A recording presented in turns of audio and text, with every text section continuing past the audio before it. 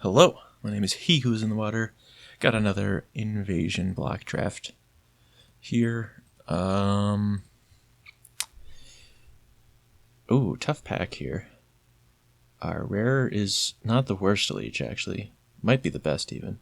Maybe middle of the road.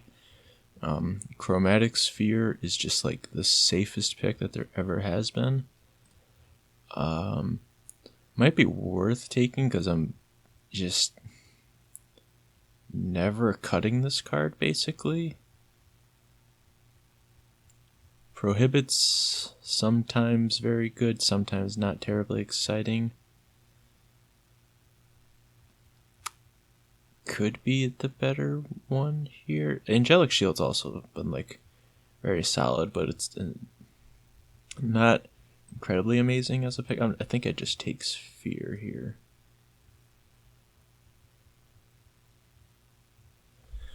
This is an interesting one.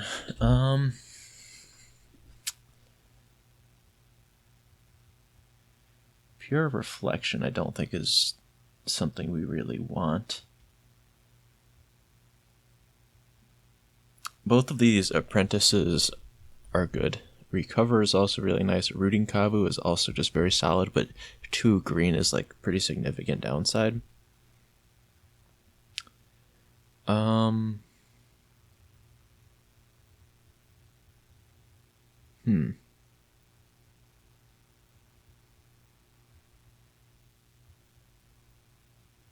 This is a tough one. These are 2 packs in a row with like very not obvious power outliers for cards to take. I'm kinda leaning towards Recover, just for like raw card advantage. But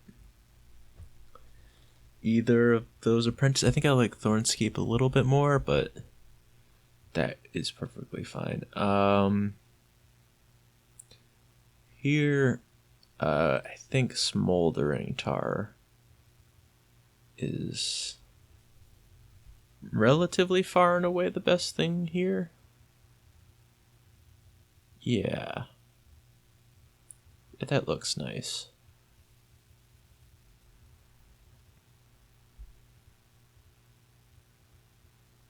Yeah, the Aquarian Elves is pretty good. Kavu Aggressor is above average, or I guess maybe just average curve filler, but like the 3 power red 3 drops are nice at like making your decks a little bit more aggressive. But Smoldering Tar is just Curse of the Pierced split card, Curse of the Pierced Heart, and Flame Slash is just, I think, really nice. Okay, and here we get a Tribal Flames, so this is nice here.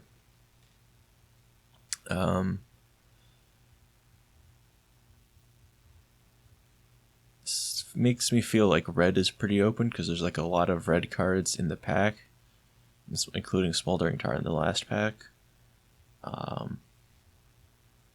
So I guess this is like somewhat of a signal that maybe red-black could be open in this direction.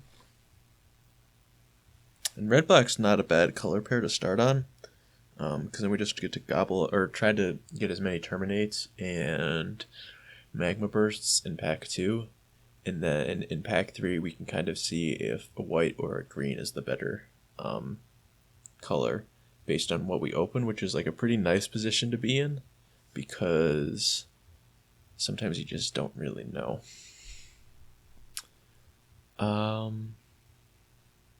In that vein, I think I could hedge towards white being, or no, wait, that's not how that works. Yeah, I think I just take the Thunderscape Apprentice here.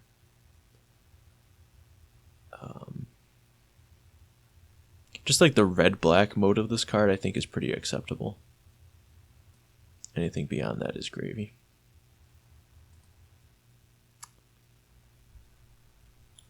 Firebrand Ranger isn't really what I want, nor is a Lightning Dart.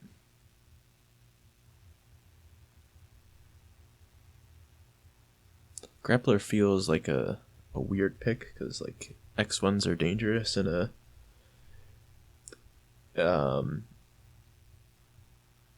Oh, the blue red 2-drop that taps to ping things. Razorfin Hunter. There it is.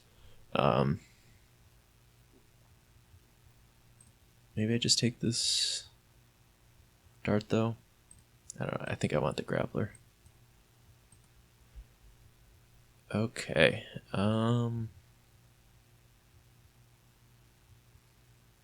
Yavimaya Barbarian's not terribly exciting with protection from blue. These are acceptable white cards, but not particularly exciting. I think this Fertile Ground is pretty nice. If we do end up being Jund, this is a fantastic card to have access to. And it looks... I got LSV in the draft, that's cool.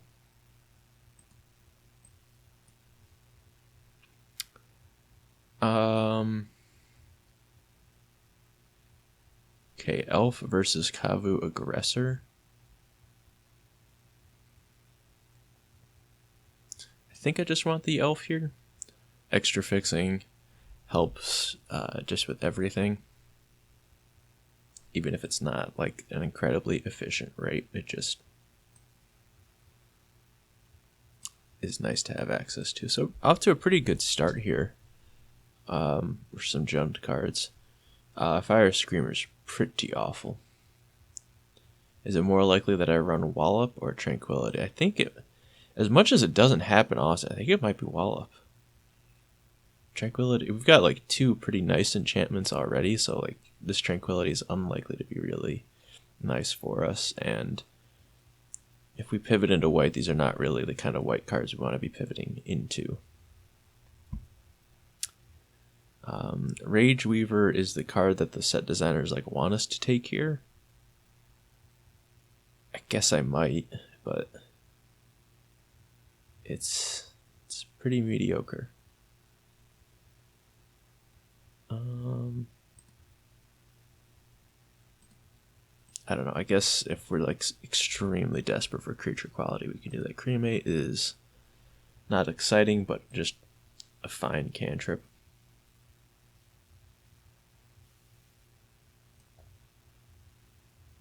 So we don't really have too much exciting going on right now.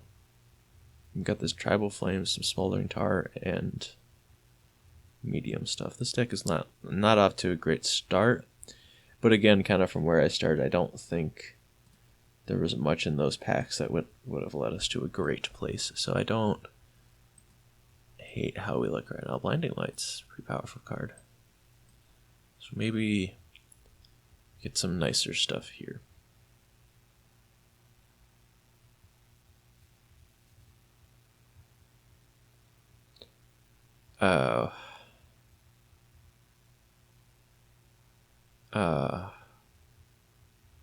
This pack is insane. Allied strategy, like Darragraz's Charm is just like the thing to take, but also allied strategies is, I guess our fixing right now is Fertile Ground, Nomadic Elf, and Chromatic Sphere, so while we can cast this, we're just going to be like casting it as a 5-mana draw 3, which is still just like really nuts. Quirion Explorer and Magma Burst are insane. Darragraz's Charm, arguably worse than Magma Burst, but like, I think I just take the Magma Burst over it and hope that nobody else is in Jund and I can wheel that. Like, I think that's just probably. But am I really passing in allied strategies? What's so good that I have going on here that I pass? No, this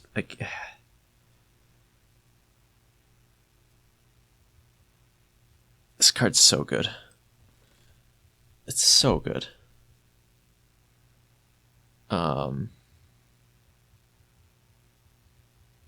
This pack is so much worse.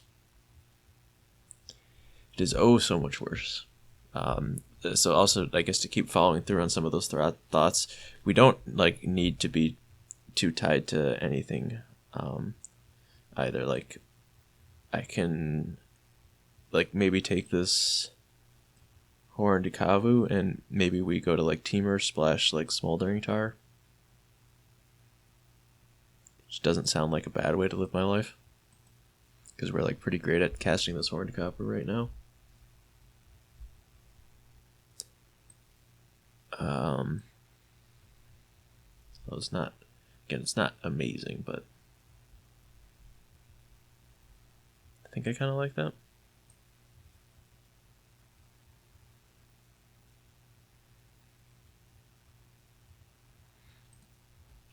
Okay, now we're in the flounder and panic stage. Don't think... Now, hold on a second. We do have 2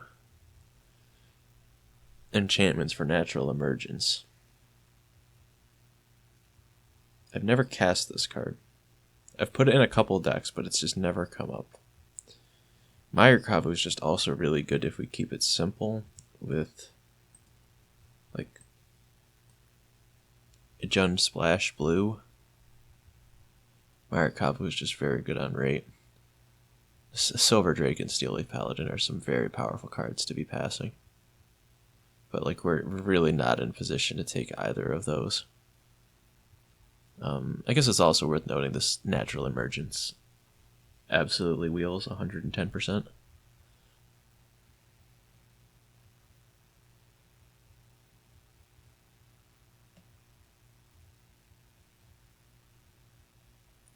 Urza's Guilt is not really what we're after.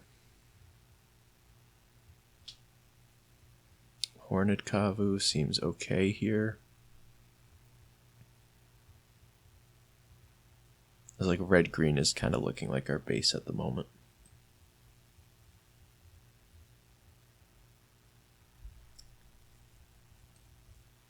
Just some efficient rate, I suppose. This is... There is nothing in this pack for us. We couldn't take this Morag Toad. Never played Keldon Mantle, but like... if we wheel the natural emergence, maybe we want the Keldon Mantle. I feel like we're not switching to be too heavily blue. Like we couldn't support Cavern Harpy. Confound's only okay. Gerard's Command is probably like the best card in the pack, and we're just not looking to do that no matter what. Aurora Griffin's also acceptable. Could maybe do Stratodon. I guess let's do Stratodon, see if it plans out. Play a 6-mana 5/5 in our deck, like that could be okay.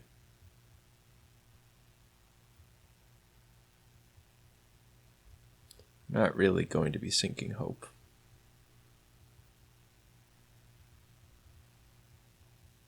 So now it's like Gaia's Might, Horned Kavu number 3, or Kavu Recluse.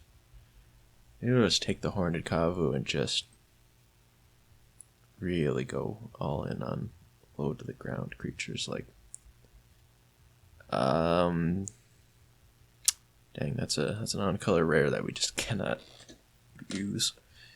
Mog Jailer's good here. Something we're pretty interested in.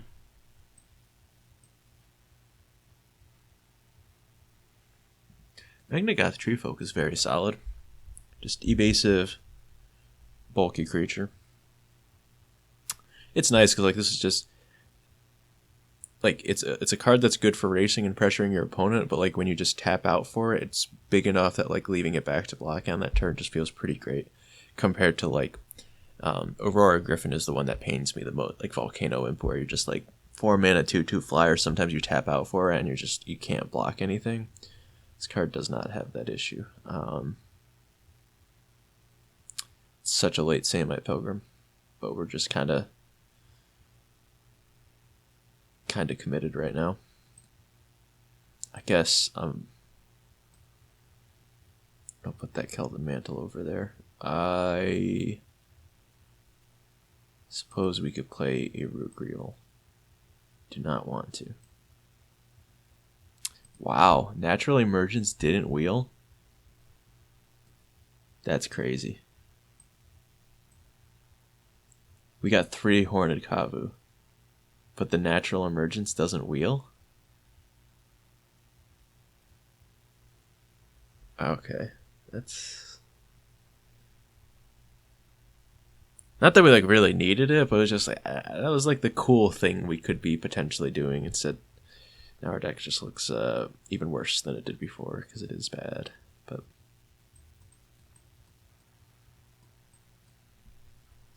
I don't know if we can. Yeah, I don't know about a lot of things here.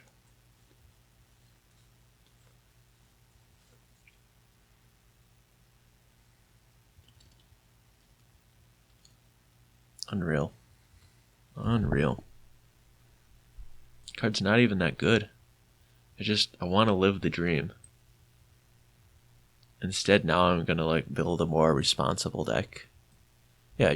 Okay, so we let the planeswalkers more. Okay, I am officially salty about not wheeling that natural emergence. I thought that was so safe, and we're just now losing out on a really cool angle for this deck to operate on. So we got the chance here. So we're kind of base red green. We can go more black, or we can go more blue. And so we're not in horrible shape. Some like Razorfin Hunters, Quicksilver Daggers would be fantastic things to see here. But Consume Strengths would also be mighty tasty.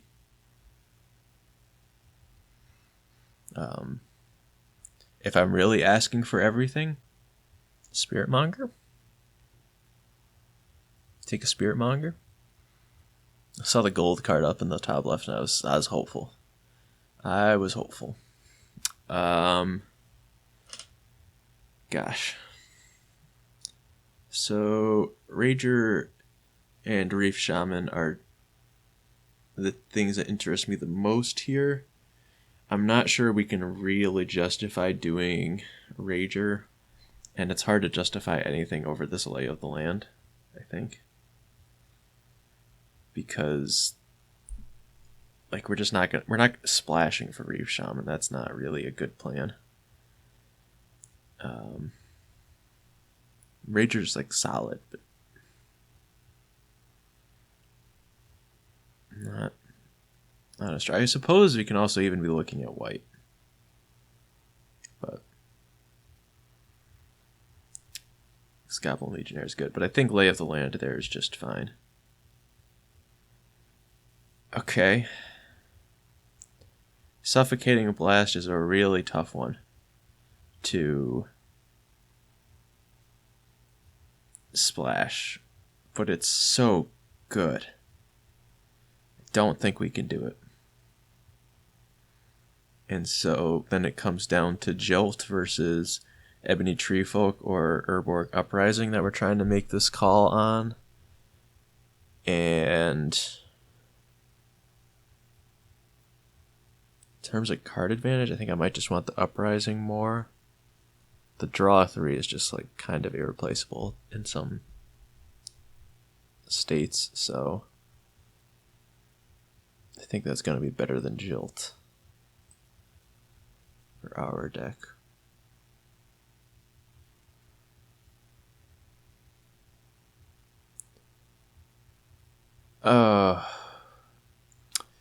We're like actually a pretty good Kavu Mauler deck. We've got 3, 4, 5 Kavu.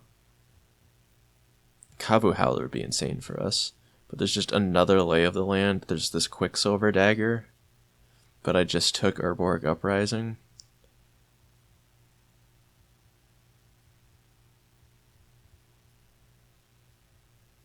I don't know what I don't know what to do here. I don't know, and I'm kind of panicking.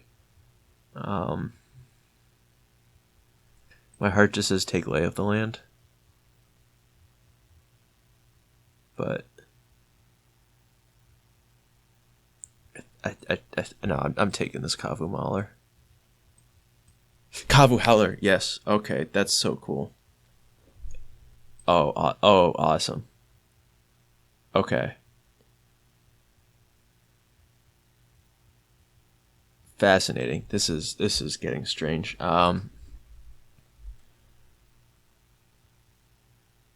Okay.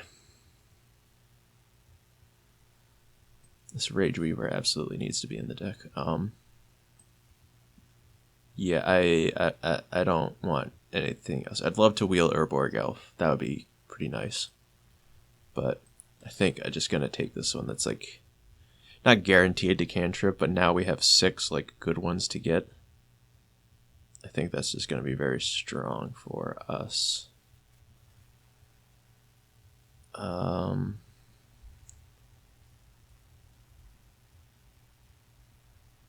Okay, this is tough. That's a really cool Tranquil Path. I think that foiling is a glitch, but that looks pretty neat. I don't. Am I gonna play this Bloodfire? We can pick up a Bloodfire Dwarf later. Don't do that, William. I think Gaia's Skyfolk is like slightly better here for us. Powerstone Minefield's also just like kind of absurd in our deck. But Skyfolk helps enable our synergies while also being the splash.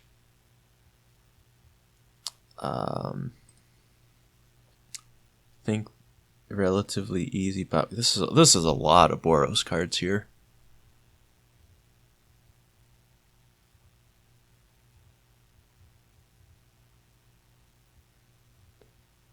I think I want the Bobcat because this like enables our Horned Kavu plan, which we kind of just somewhat have to accept at this point is what plan A is.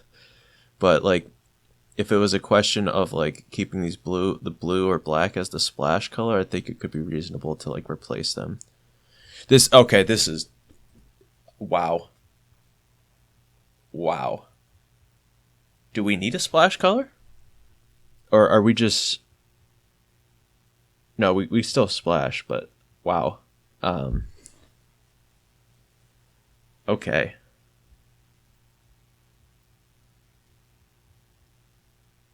This is cool. Oh, this is so cool. This deck is awesome. I don't care how this does. We're doing Kavu Tribal. It's happening. Oh my god, I love this format. Dead Ringers is just pretty easily cements. This black splash is just like a few cards here and there. We don't need Stratodon anymore. I don't think we can justify this blue splash either. Because we got a bunch of green cards here. Or like a very heavy green, or just a light touch of black and reasonable amount of red, but yeah, this is a Dead Ringer's just really solid for us here. None of these are Kavu.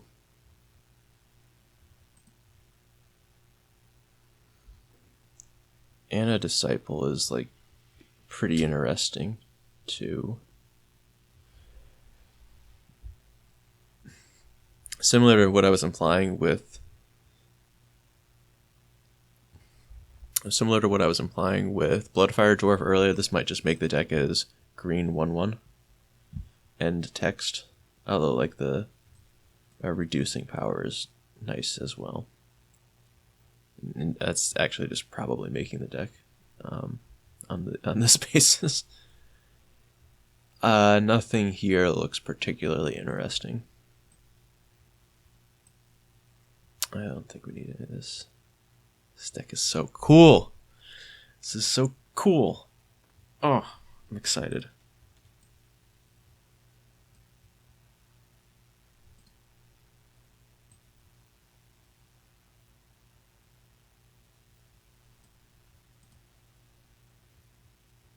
I guess like we can actually like Mask of Intolerance some people.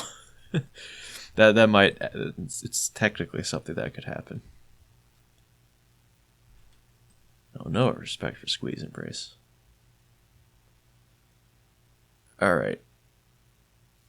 What is our plan?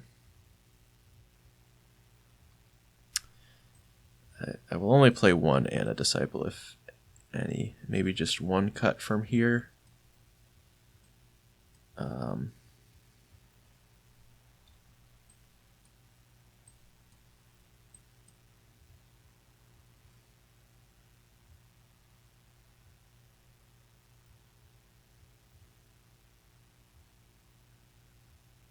I guess we have Fertile Ground and Nomadic Elf to help with this Anna Disciple turning it on. See, this is where like I really struggle with playing this format to a real extent, because this hasn't changed. Like, this package of 4 cards of fixing is good enough. Like, this here is, we can add allied strategies to the deck, and it's going to be good. But is it worth having an island in my deck? And that when we have like Recover and Urborg Uprising to generate some real card advantage.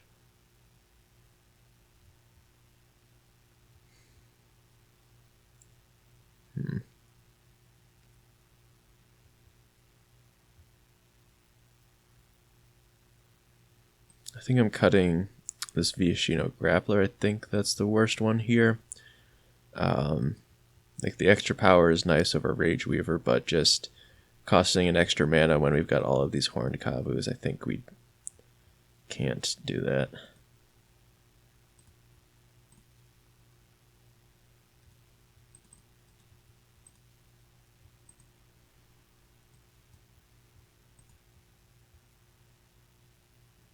It's also possible that we can't run 16 lands with this, can we? Oh, we have to do it. It's just so much value. I'm not entirely sold on this Recover. The fact that we've got like 2 of these massive Kavu Malers and this Howler, like, I don't think we need Recover as much, because I think we can just have more impactful top end here. Question is, at this time, now that I'm registering a basic island in my deck, Stratodon and Anna Disciple are 2 cards that, or the second Anna Disciple, 2 cards that I think change in value. And do they change in value enough to make it into the deck?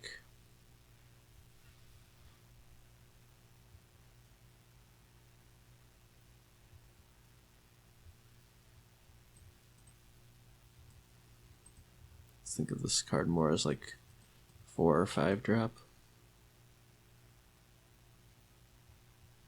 Yeah, I don't think we want the Stratodon. But this one is really tempting because it makes this card a lot better, both in casting it on time and making combat better to engage with.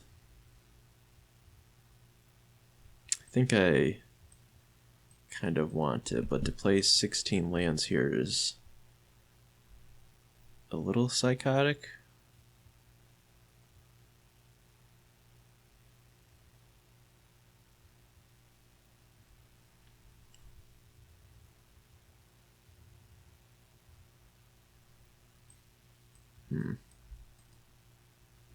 Maybe I cut Mog Jailer, because we're not really, it's just a 2/2 with Defender, and we're not really going to, it's basically never going to attack. It's just going to sit there as a 2/2 Defender. Yeah, that's probably a good cut. It feels kind of weak to be trimming this 2 for this 1 drop here, but alright, let's see what we do for basic lands.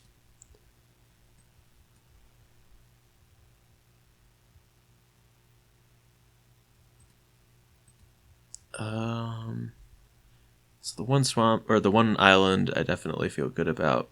8 forests feels nice. But I could even see, like, 9 does not sound awful.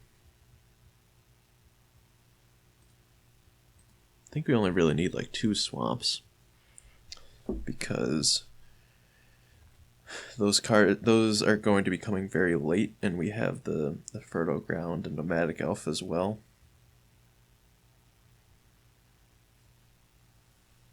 Yeah, I think I like this. This is a weird looking mana base, I think. It's unusual to be so heavy green, but I kind of like it. I mean, I really like it for like consistency sake. I think that's like a pretty powerful thing that this deck has going for it, but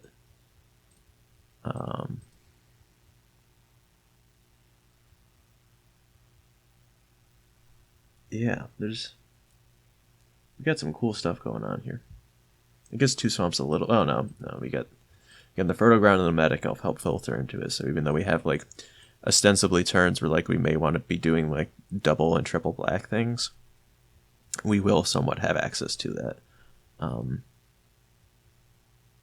So yeah, let's take a snip of this. Let's do it. This deck is rad. I'm so excited. I hope you are too. Just great. I'm ready to be a fish. This deck's probably going to get farmed, but we have double Kabu Mauler and the Kabu Howler. Recursion for them. Lower things in the curve to enable it. It's awesome. Okay, round number 1 versus Fink. We are the Kabu deck, which makes me now question, am I on the player draw? I think I still put myself on the draw because we have such a powerful end game that can go over the top in many ways. So this hand does need some help. We need to draw a creature, but we got 3 of our 4 colors of mana. Okay, flying damage coming in this soon is a little scary.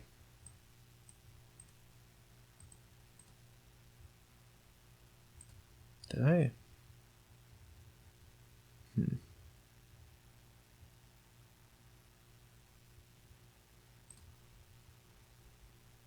Oh, this is 3 lands in a row. And our opponent has cast some very good spells. Might just die.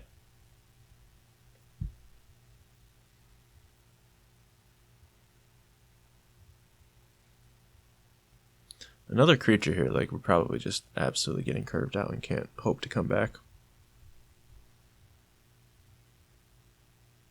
That's pretty good. Okay.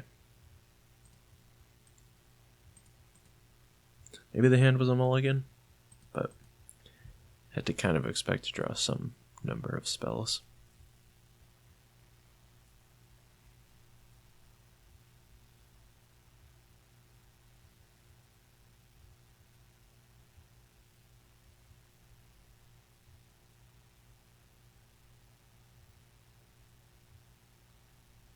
But we are just dead if we don't draw like something to cast this coming turn.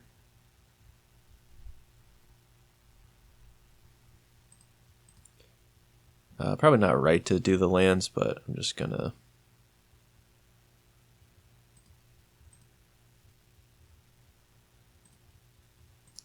not give them any more information. I don't believe we can Dead Ringers because they have Coalition Honor Guard that we have to target no other white creatures, so even if I got the black source, which would be the correct play off of Lay of the Land there, it wouldn't work out.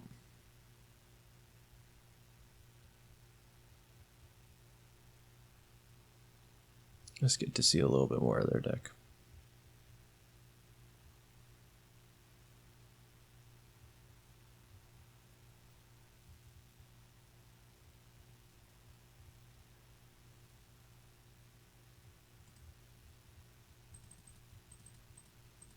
Showing them 1 Kavu Mauler isn't the end of the world, I don't think.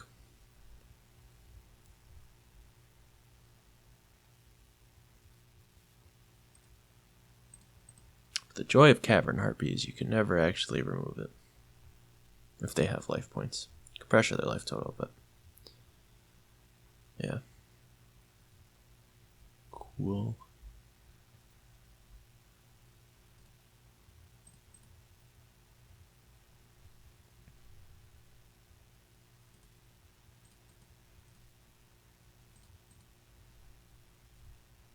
Between Arctic Merfolk and Cavern Harpy, though, Warp to Devotion would be kind of funny versus the... Oh, no, they got Rushing River, so that would not be funny. But that's alright. Okay, so Esper. Reasonable number of flyers, so could stand to be a little more low to the ground.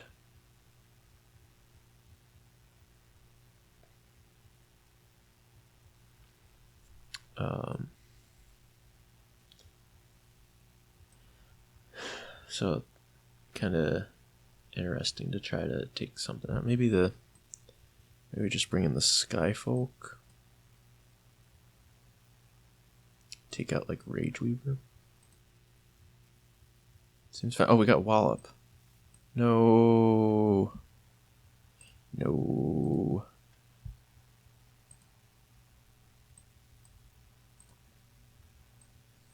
Alright, this hand is good. Hopefully it does a little bit more. I think we just lead on Disciple here, because if we draw a mountain, that lets us get going the fastest. We do not, but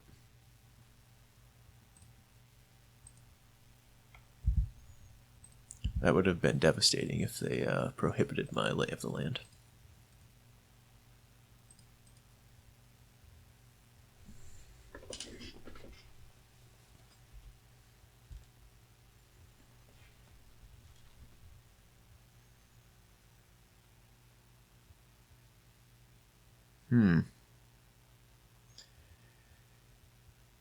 Indeed.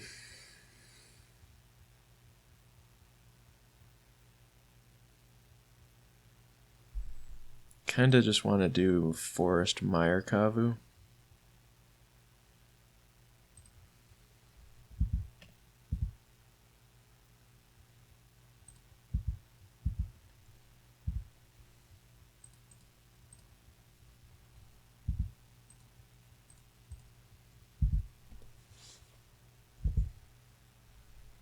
Because I do want to preserve double green for my larger spells. It would be really nice to like curve into this Mire Kavu, but Uprising is probably just going to be a more powerful spell to have available into the late game. This does a lot.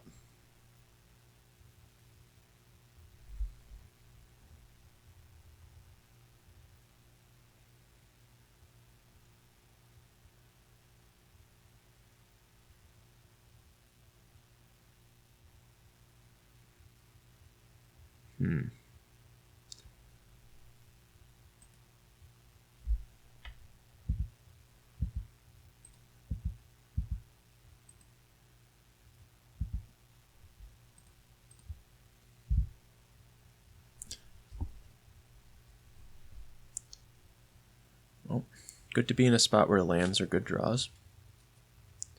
If they attack, we just get to eat it, and I think with this Uprising in hand, that's like something I am interested in doing.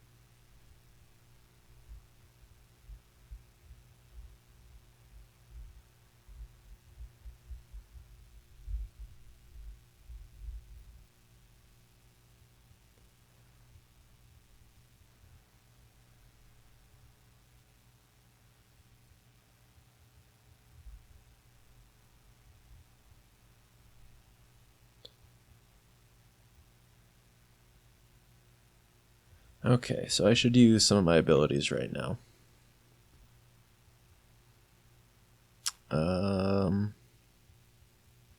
Should give Zombie Boa less power.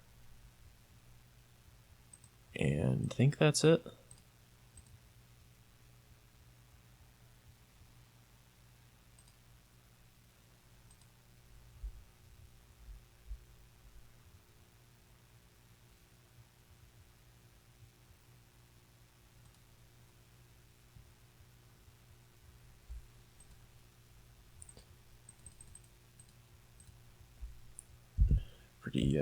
Pretty simple line here of cast the fatty.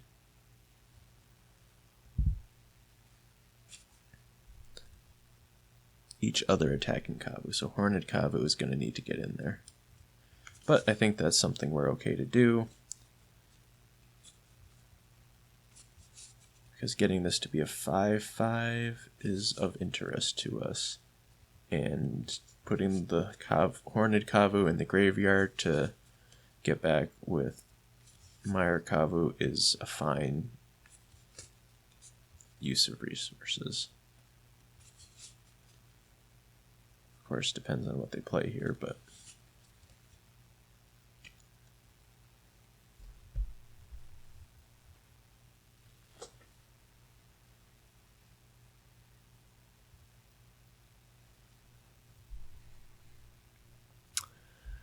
that's annoying. Kind of wish they didn't have a Nightscape Battle Mage in their hand. They're just going to be on bounce mode next turn, which really does make attacking something I'm quite incentivized to do.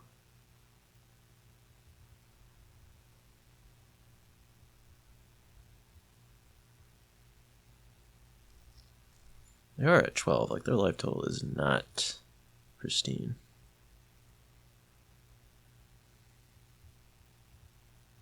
The Loon.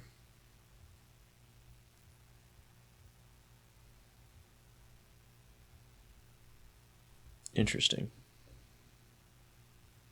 It has to be the Merfolk. I don't think that's a... Their sequencing is correct here. Like, look at the cards in your hand first, do your cantripping. But I think it'd be madness to return the Coalition Honor Guard here. Could maybe return the Sawtooth Loon itself. Yeah, okay. You just want to have the cantrip action available.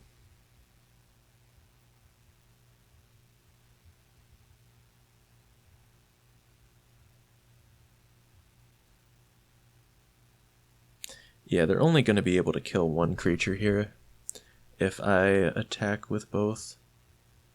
If I attack with just the Mauler, I'm trading it for Zombie Boa or Coalition Honor Guard, and I don't feel that great about that. I like pressuring their life total.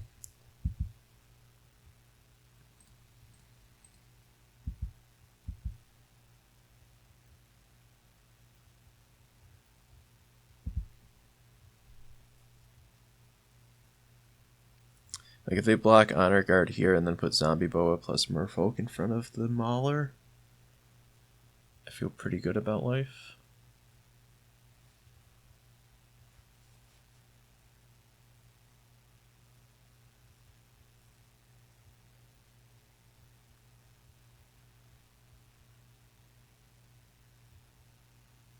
And it's kind of awkward for them to trade off with the 6-drop here, because we know we've got this double Mana War in hand, so they don't, like, really want to do that, because then that becomes much worse. I might just kill the Honor Guard if they do that block.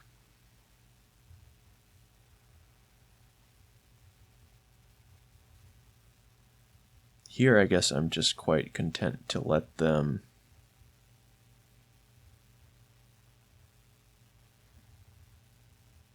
Yeah, just kill the Zombie Boa.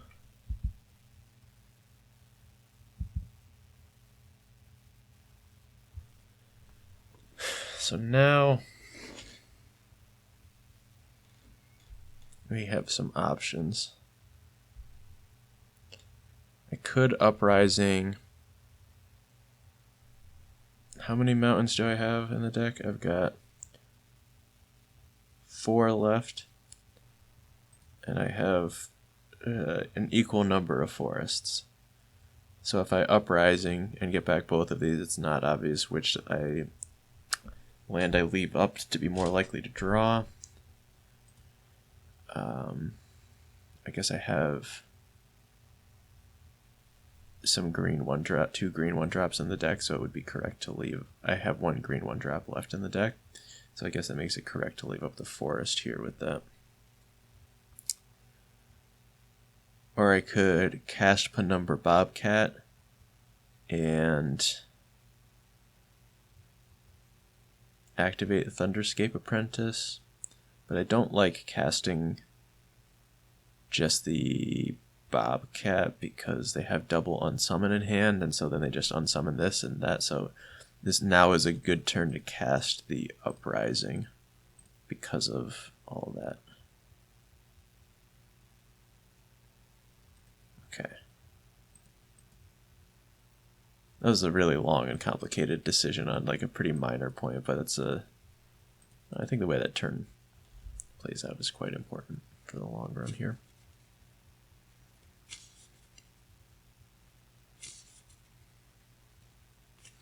Probably bouncing a Thunderscape since I'm choked on red and they know I have red cards in hand. And they get in for 4 damage of their own. Yep.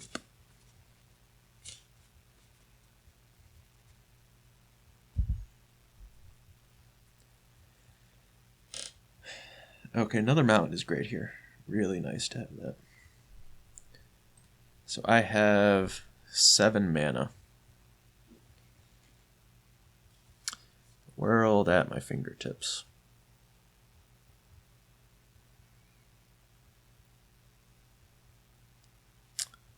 Or I can do 6 mana worth of things and cast the Fertile Ground as well.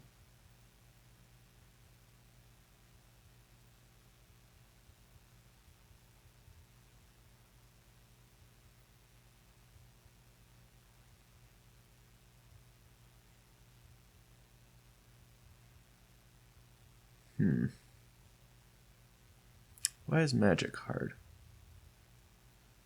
Why didn't I pick an easier hobby? Could have just been playing Skyrim all day. Now my brain hurts.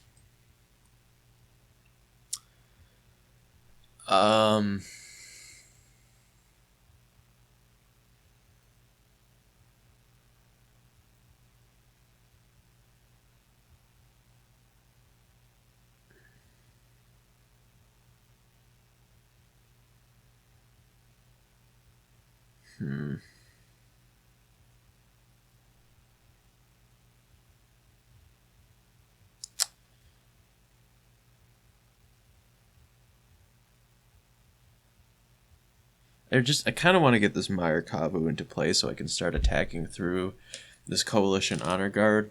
The problem is, so I feel like the Mire Kavu is happening this turn, and so then what the other options are to go Fertile Ground plus Horned Kavu, or just play Penumbra Bobcat.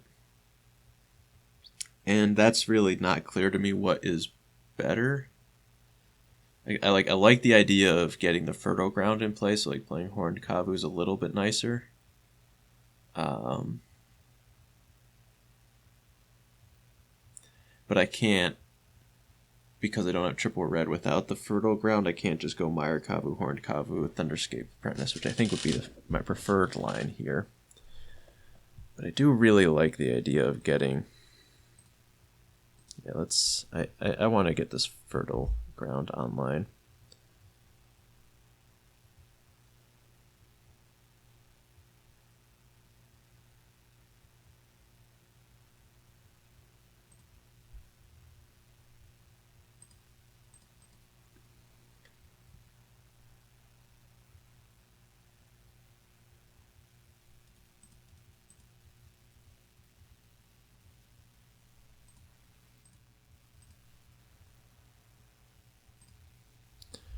Yeah, I'd like to get both apprentices.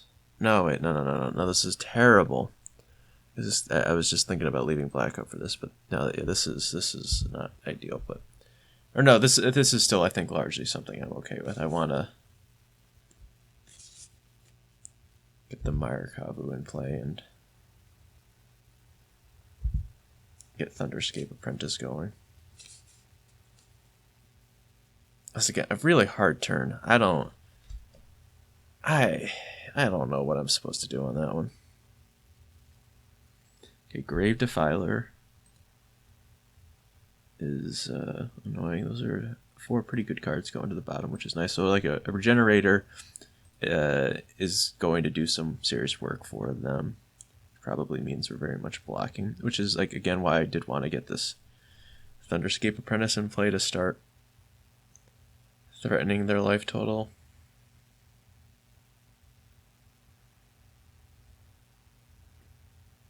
Okay, that's a nice one to have here. So let's do that one.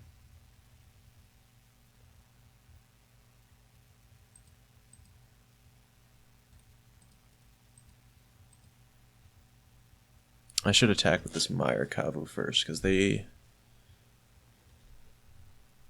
don't have a clear block. I guess like it would be Grave Defiler.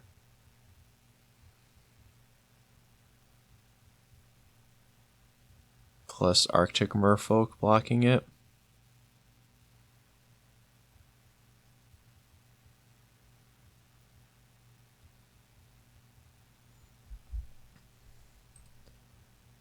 That's just not something I think I even want to have happen.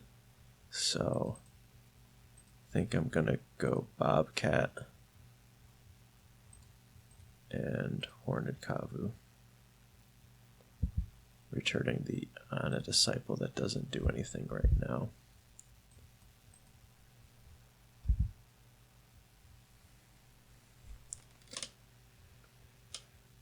So continue to make things a little awkward for him. It's like this Thunderscape Apprentice is threatening a lot of damage. So this Kavu Mauler from hand next turn is going to be a ton of damage. At worst, they can put the Meyer Kavu and the Penumbra Bobcat back to hand.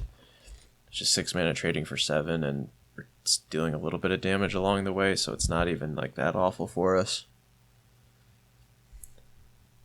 I think they probably take the mana play. They could also take the Skyfolk over the Bobcat. That seems fine too. So it's this pairing or that.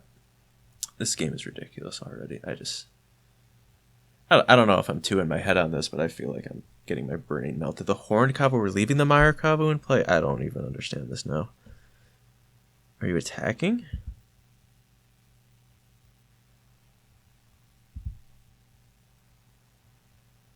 I mean, like, attacking the air is fine. Just I don't understand the Horned Kavu over one of the other choices.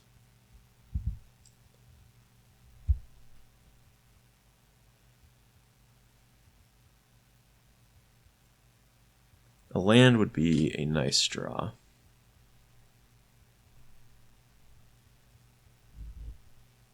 Because then I could go Kavu Mauler plus activate Thunderscape. Oh.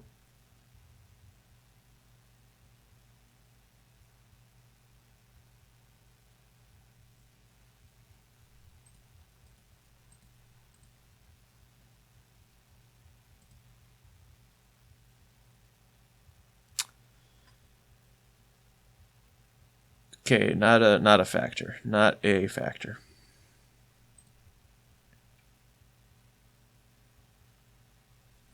I believe I am interested in attacking with this Meyer Kavu now.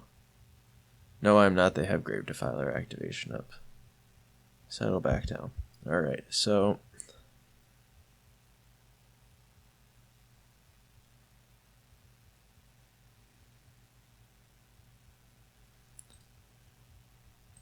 pains me to not activate Thunderscape Apprentice here, but I think we just gotta get the big boys in play.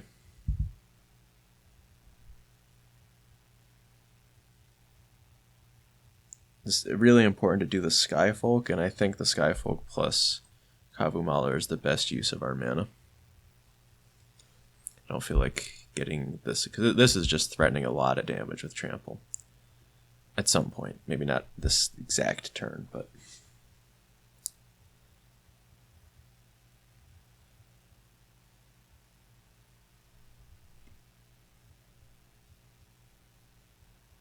Oh god. Oh no. Oh, I haven't even considered this Cavern Harpy bouncing. Nightscape Battle Mage, please let me block. Oh no. Oh, thank God that happened. If this Cavern Harpy was just looping for 1 life to do this Nightscape Battle Mage, is just so bad for us. I hadn't even considered that. Okay. Well, we definitely need it to have the... Yeah, it's absolutely right to get that Skyfolk at play. This can either just cantrip itself or return the Merfolk, which is fine. I guess the Merfolk returning Nightscape Battle Mage is annoying. Like, pretty annoying, but... just try to push big damage on that, I guess. Dead Ringer's really just not being what we need at all.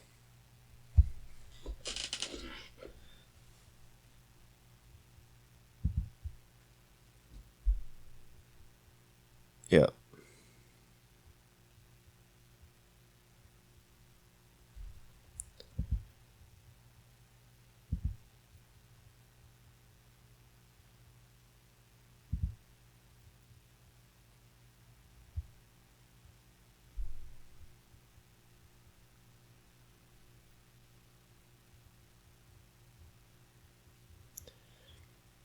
Think I'd just attack with the team here. That's not Thunderscape Apprentice.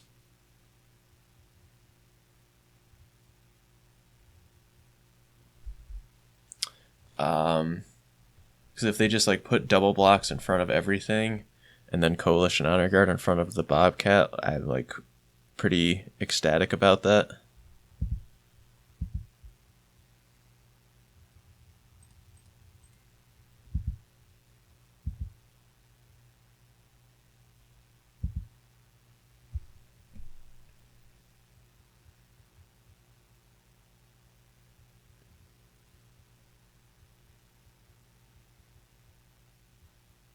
I really want to try to kill this Nightscape Battle Mage in combat. I don't understand. What? I don't understand.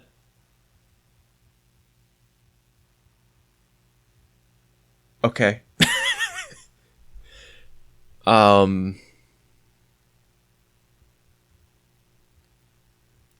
think this attack was good for me, but I do not believe my opponent was dead in this fashion.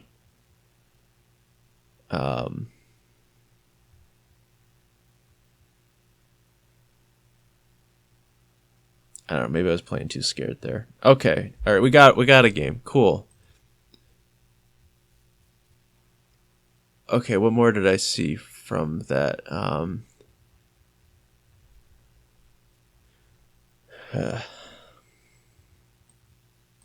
Wallop was one. Well.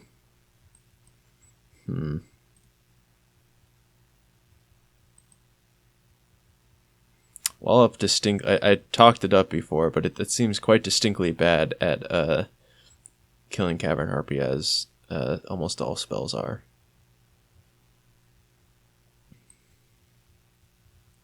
Yoshino Grappler for an additional attacker is like kinda nice.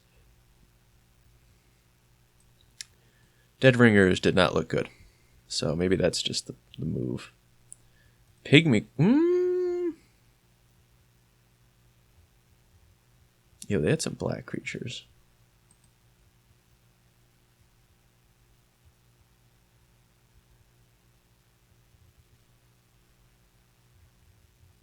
Quite a few of them, even. Alright, I'm gonna run 41 cards. Nobody look. Nobody look at me. I'm running 41 cards.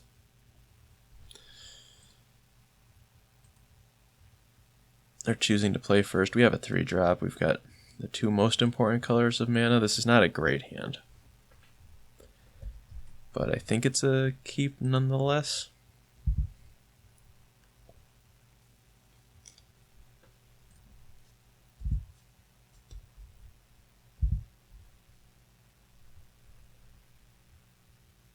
Two drops.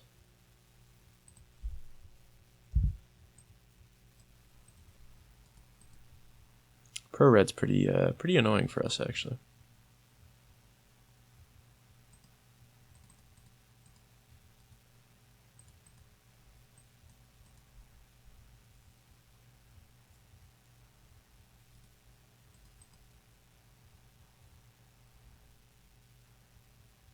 This Coalition Honor Guards is Phyrexian Arena.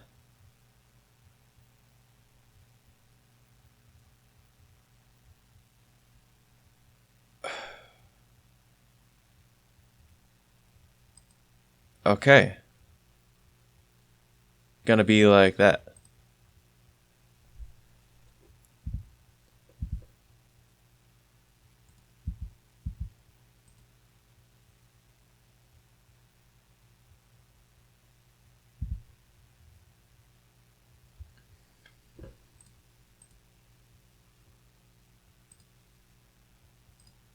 I think I'm just gonna put these down because maybe we have to hope that they're handing us some blue cards, and then maybe these disciples can get in for some damage, and like that's my plan right now.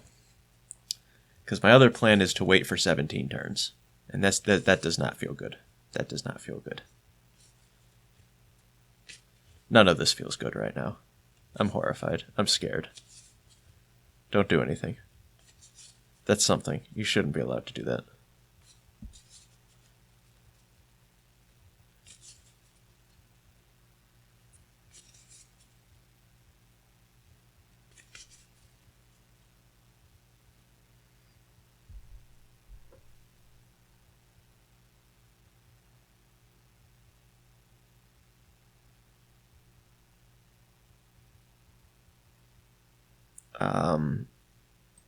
I guess I can still only just attack with the Amphibious Kavu.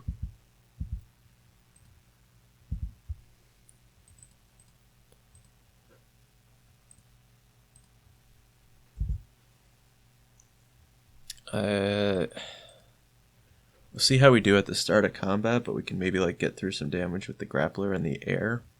That could be handy. But also just like getting this Kavu Mauler down and in play is going to be pretty important. That's also bad.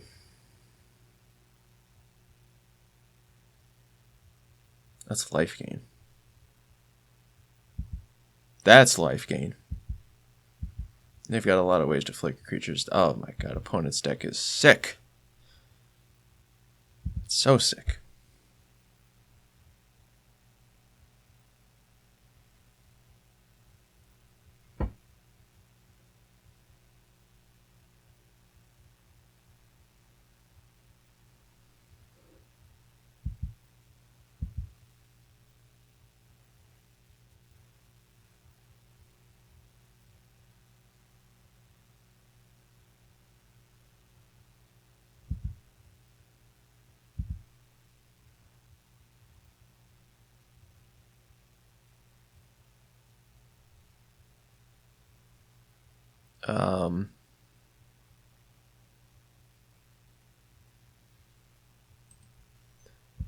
This attack is still fine because if they put the Tapper in front, I'm good with that. If they put Acolyte plus Scout, I'm good with that.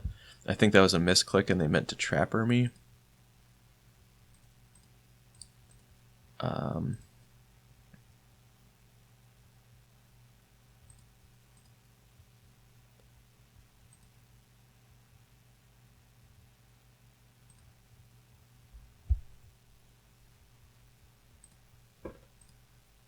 Yeah, alright, we can get some multiple flyers going next turn. I hope they don't draw blue mana.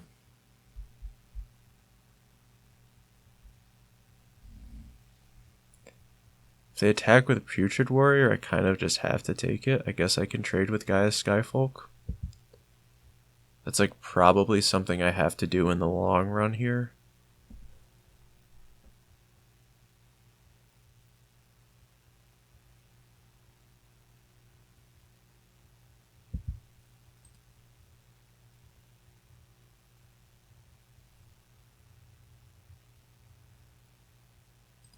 No, I take this one hit. And then I can leave the Amphibious Kavu back.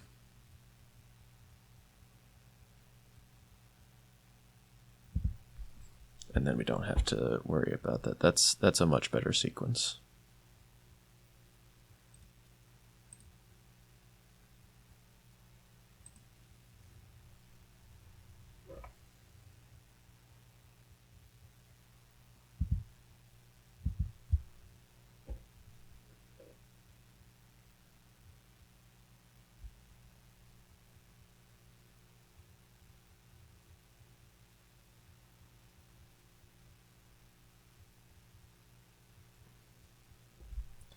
Yep.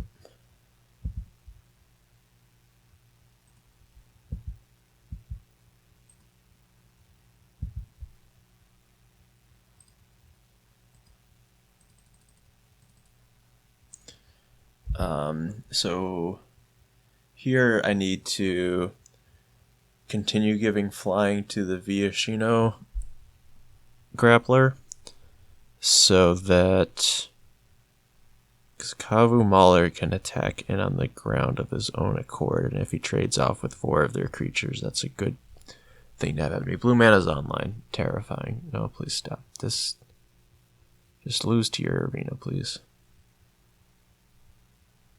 Don't pick up this Honorable Scout or do other things. Oh my god.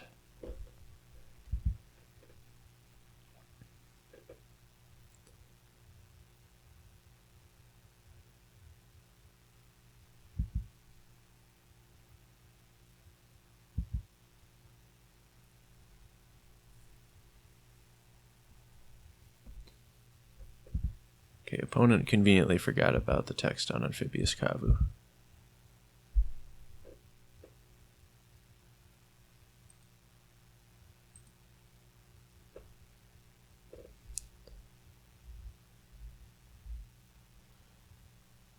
So that gives us another attack here, which is good, because we're going to tap the Sky Folk. So let's...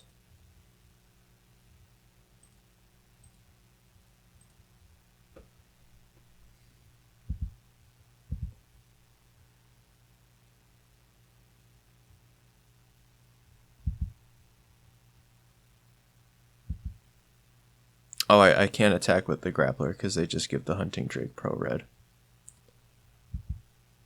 Right. Caught myself. Somebody probably was thinking that. And good on you.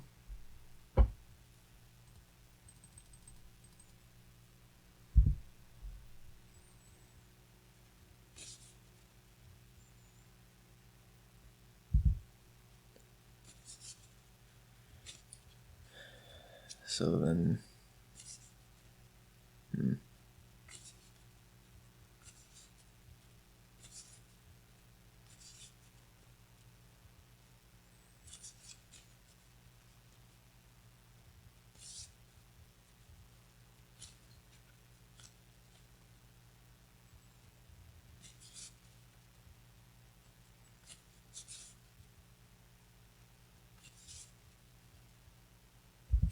That concerns me.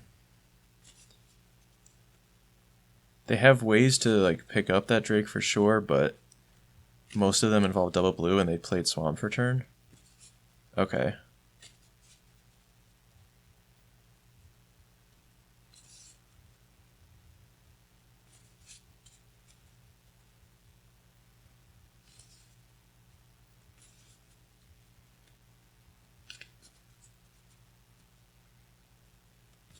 That's pretty funny, actually.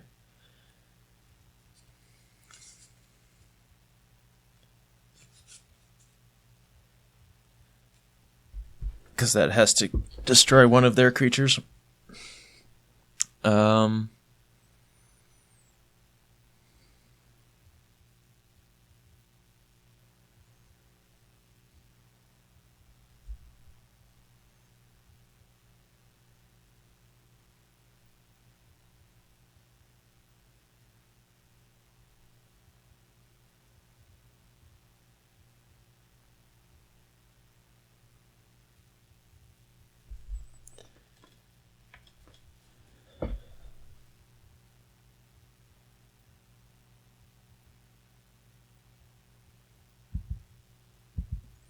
let's go to the start of combat.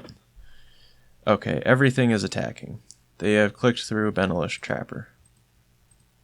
That's really nice for us.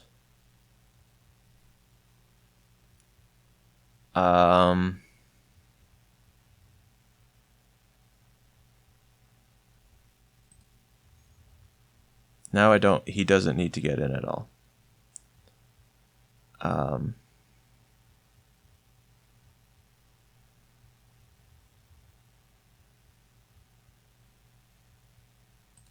Yeah, like this. I believe I give Kavu Mauler flying here. Oh, okay. All right, we won. Okay, that's. I missed I didn't even look at chat. I don't know what this law was about. That sounded really disparaging, but I legitimately just don't recall.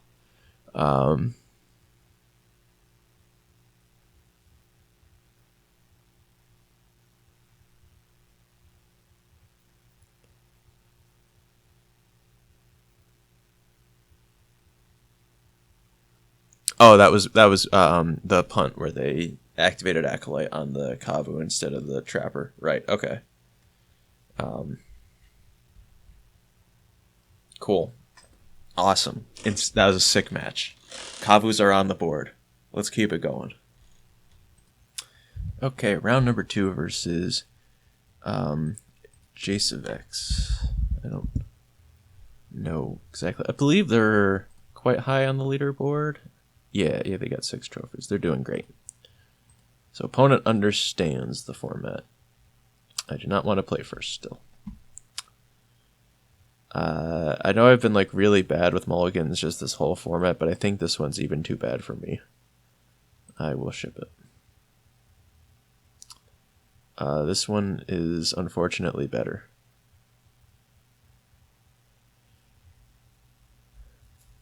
And I think I'm just going to put back a forest because we're pretty far away from casting the Mauler. And Smoldering Tar is a nice one to have access to at some point. Like that. Now we're only 1 land away from casting it. Okay, Razorfin Hunter is going to be a little upsetty spaghetti. I will offer this trade though.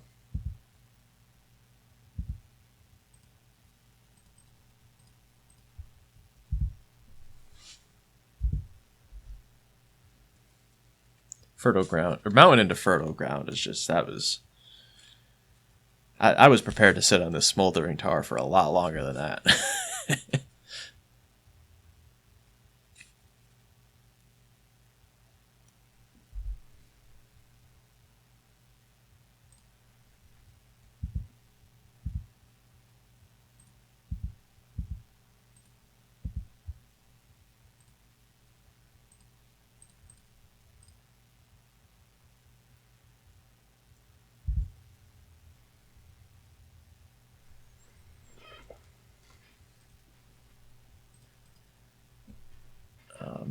This hand is shaping up well,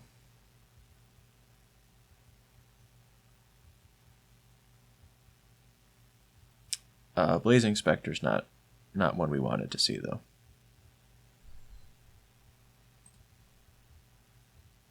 Discard the forest.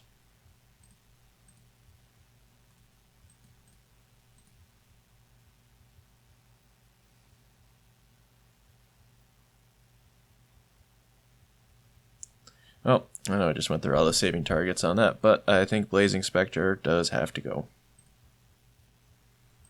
That one's just gonna kill me.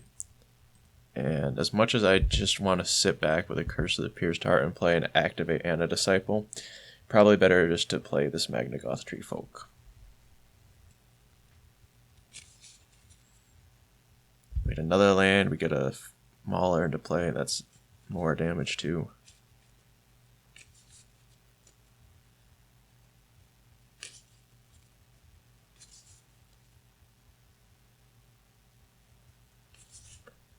No. My mind, it has been rotted.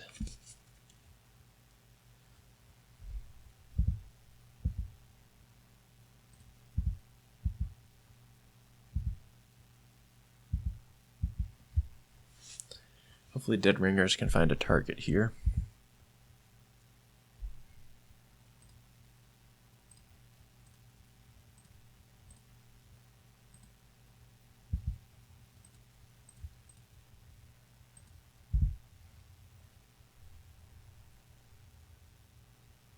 That's a target.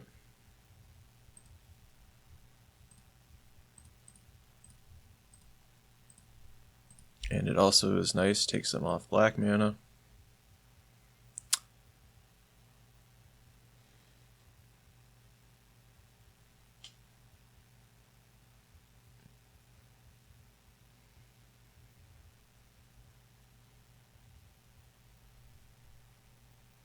Wow.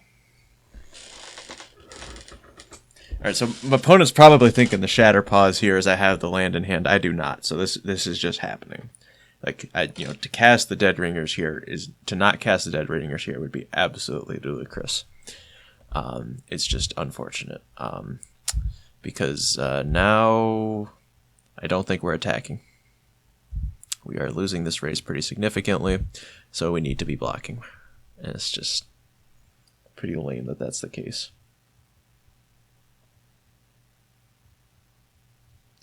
Maybe next turn we can go back to attacking, but especially if we draw a land. But that was lame. Cringe even. And you draw the swamp now. And a Cavern Harpy that I can never beat in my life. Awesome.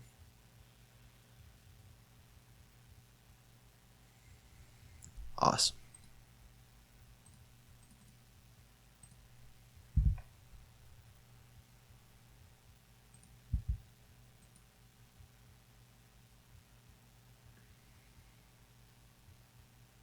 Imagine if they didn't have that disrupt, okay? Imagine if they didn't. They just lose. Okay, the Cavern Harpy, even though they draw the swamp, the Cavern Harpy just sits in their hand. But they had... oh my god, that's... you can't play disrupt.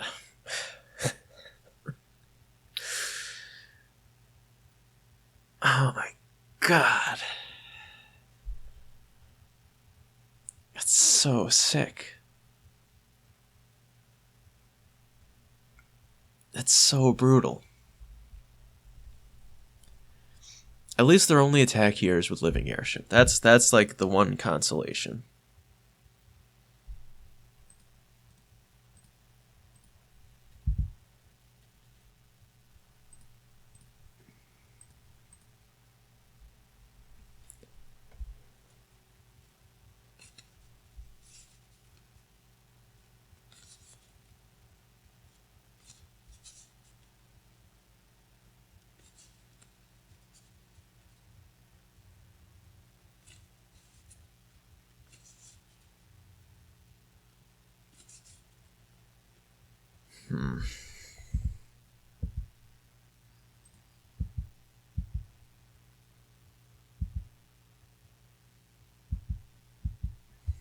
I don't even know what we're playing towards.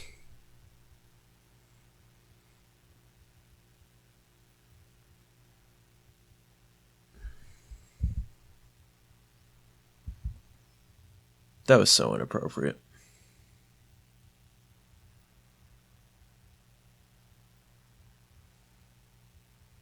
Imagine if they were waiting this long to get these in play. They were at 2 left. Like, just get out of here. That's so...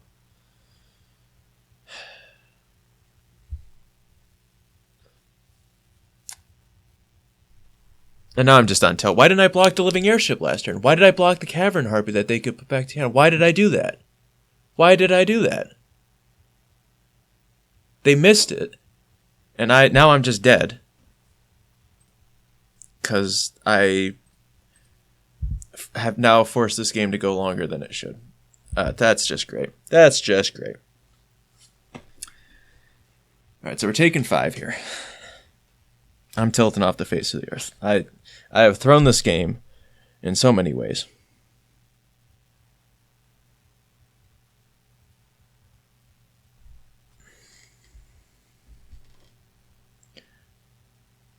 Thank God, a spell. Because I really need to keep attacking with this Tree Folk.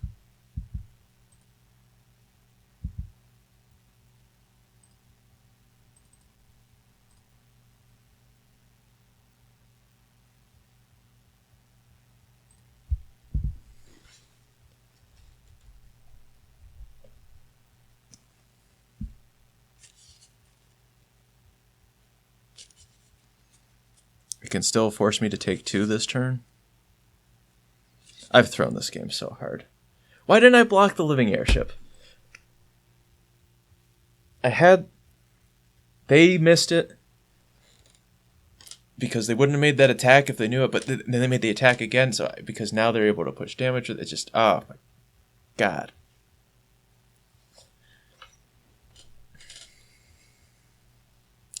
At least we're like kind of limiting how much Cavern Harpy looping they can do with Old Alien Merchant.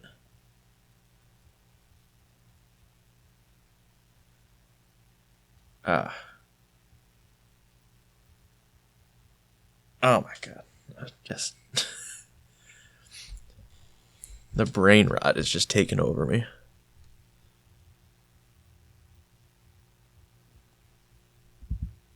Okay. No attacks is nice. Another spell is really nice.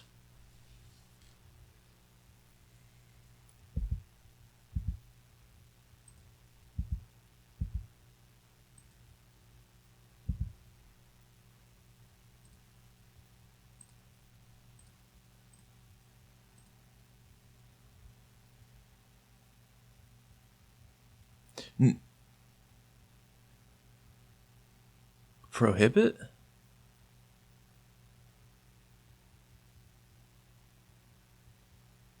All right. What? Come on. Seriously? Blazing Spectre and to disrupt my Dead Ringers to Suffo-Blast? This is ridiculous. Absolutely ridiculous.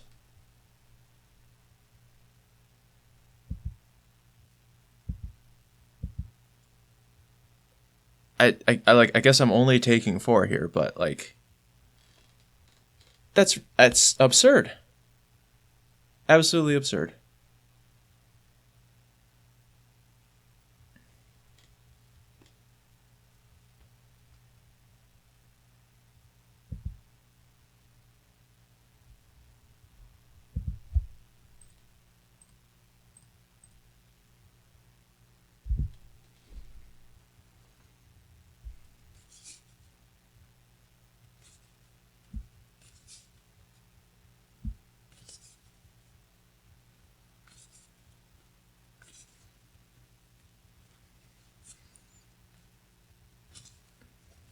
They're surviving at 1 here.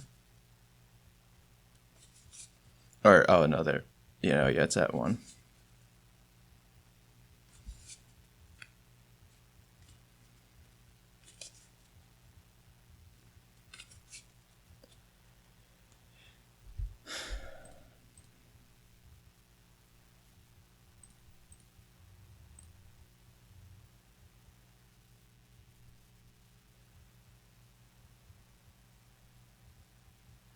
It's absolutely disgusting, the number of things that went so utterly perfect for them this game.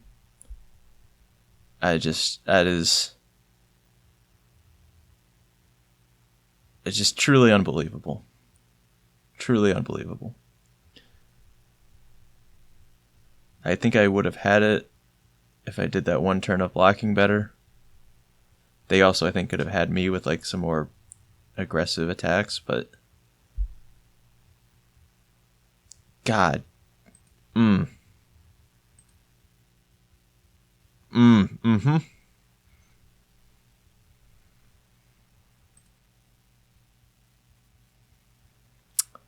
I'll say I work hard to try to keep this channel at a PG level, but I am struggling right now. That game was stupid.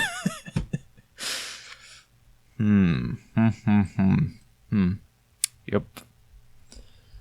Probably should just be playing the Skyfolk over the Rage Weaver anyway, but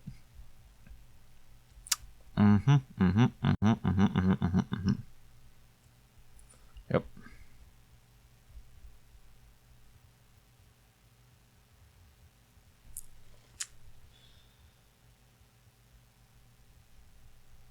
Wow. Don't really want to bring in Wallop just for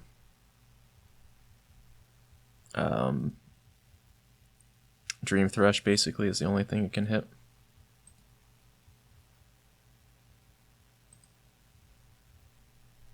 That's when I think we have to mulligan. We've got 4 of our splash cards, no way to access the splash. This one's much better. Still needs help, but...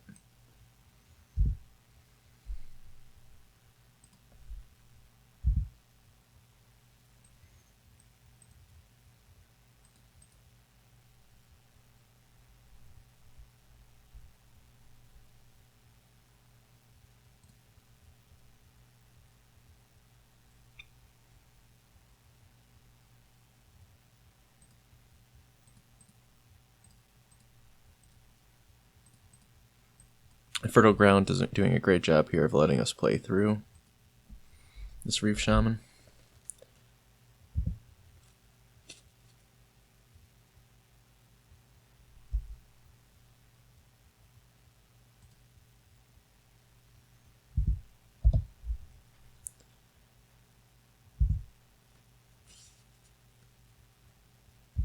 Looks like our opponent's flooding a little bit, which is nice. Because I would really like for my good friend Magnagoth Treefolk to resolve here.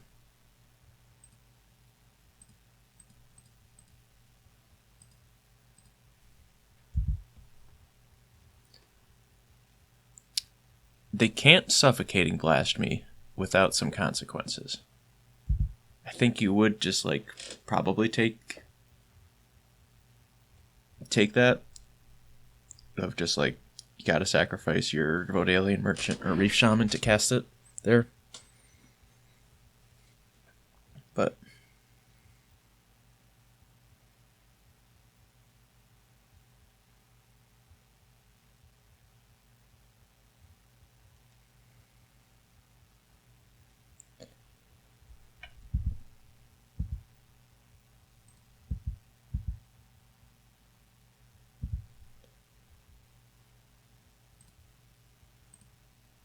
I think I would just cast this as a draw too.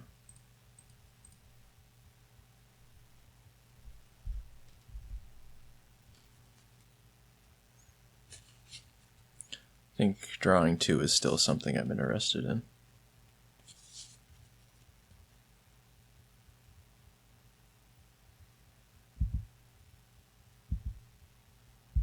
Okay. That is fine for me.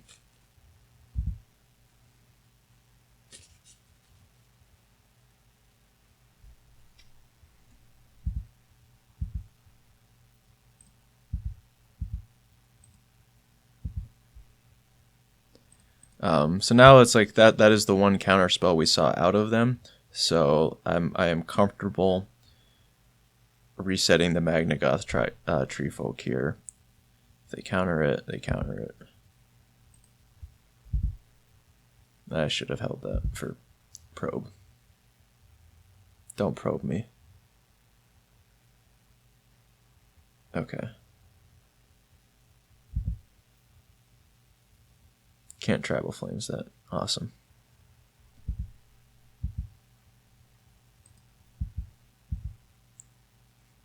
Every time I play Reef Shaman, it just barely fixes me, and then every time my opponents play, it's like, here, half of your deck just won't function. It's like, great, thanks. Alright, Disrupt doesn't hit creatures.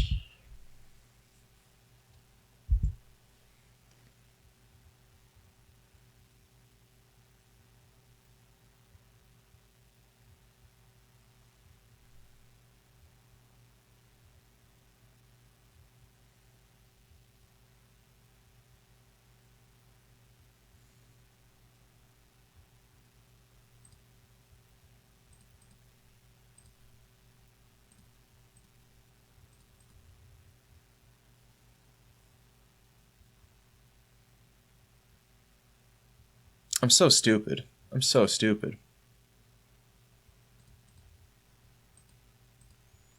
Just all these onboard tricks, and I just keep playing into them and into them. I could have just had 3 damage upstairs instead. I mean, I guess like the That was like basically equivalent as the Horned Kavu getting in there, but that was still not good.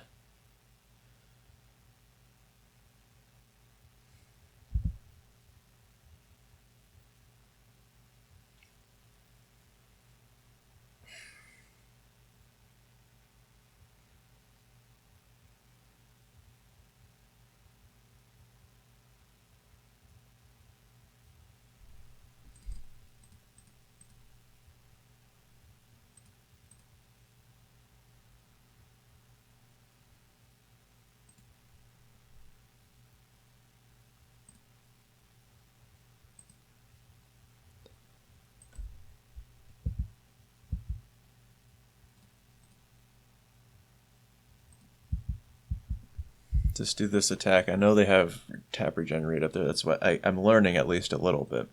And now I want to leave this back because then I can double block this Caldera Kavu.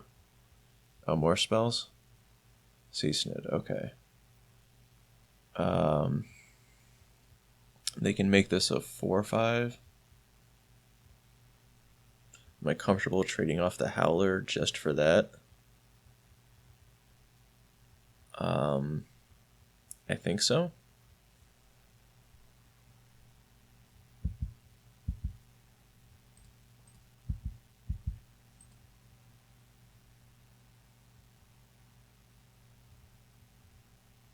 I guess it's also like it's Living Airship or the Caldera Kavu. I guess I'm giving them the choice. I'm casting Chainer's Edict here.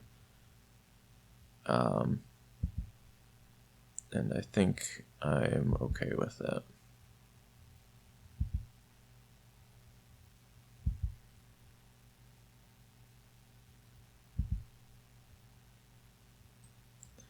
Why do I can't do anything right. I can't do anything right.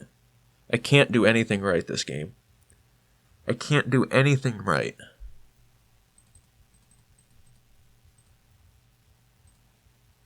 Oh my god.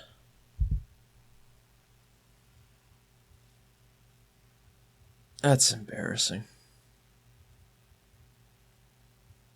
That's really bad. Really bad attack.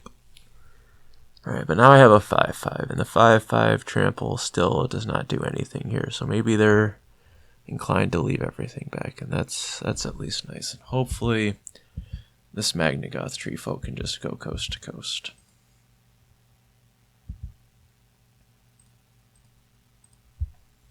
That's truly awful. It's one of the worst matches of Magic I've ever played.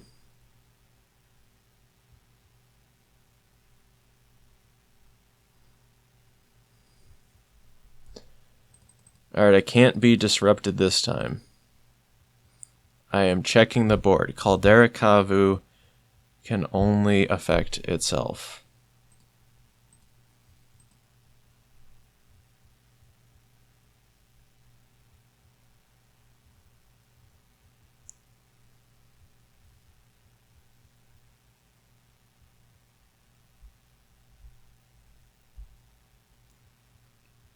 I've played this match so badly.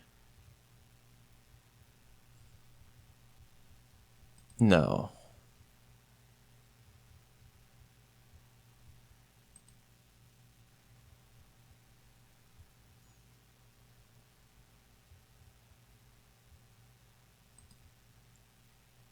I don't think double regeneration works. But I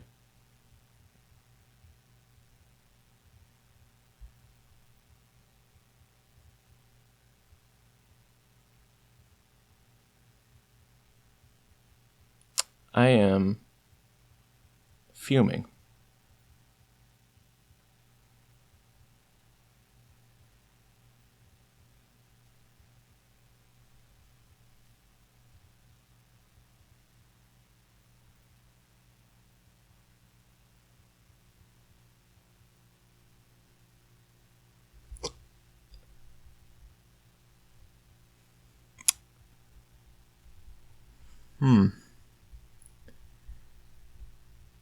If you notice in the sidebar, can see that they've selected Forest and Plains, and you've also noticed in the sidebar I haven't played a land for turn.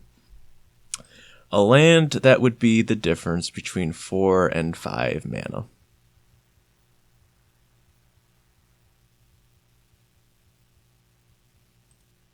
I don't need to play the land. They know.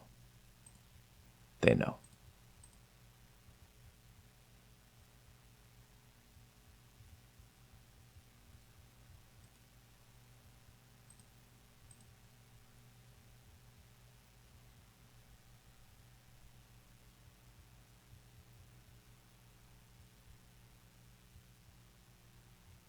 Good, Quicksilver Dagger. Awesome. Happy to be a part of this experience. Oh.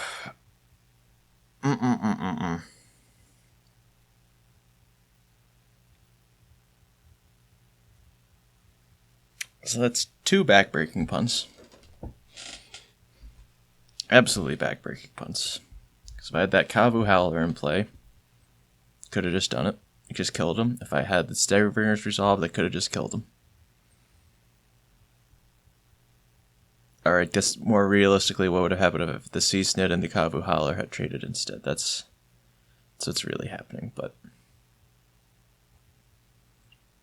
I am instead just really, really mad about this game.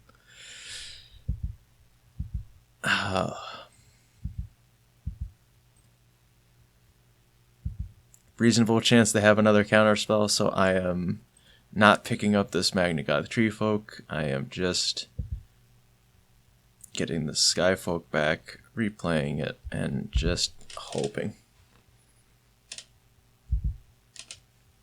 Oh my god.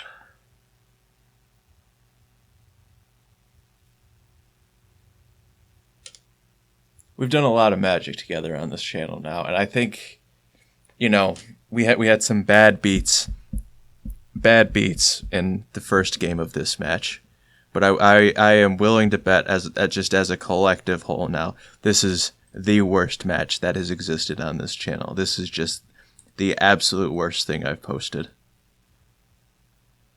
It doesn't get much worse than what's happening right now.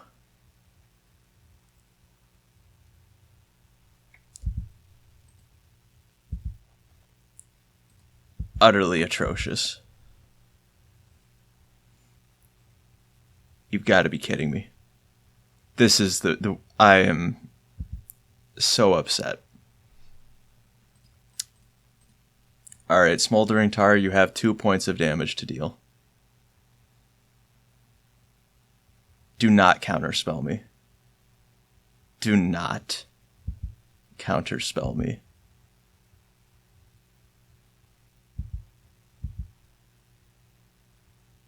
I have to hope that this is enough.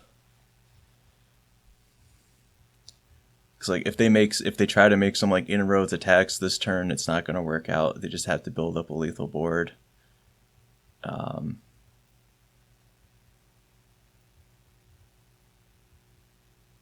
I guess I can try to, if things look really bad and they just have like 1 flyer left back, I can try to kill the living airship, and with the regenerate tapping it, maybe just get through damage that way. But no, of course they have Cavern Harpy, because why don't you always just have this best card ever made? So I think we are just trying to untap with a Smoldering Tar. I hate this match so much. I am so upset about everything right now. Every part of this has just been awful. I guess they only have 1 pump on their Caldera Kavu, so it would be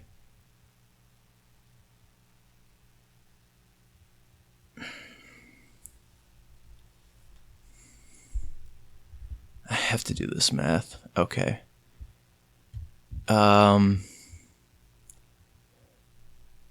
This can be 6 points of trample. If I kill the Sea Snid, they have 3, 4, 5, 6, 9, 11 points of trample.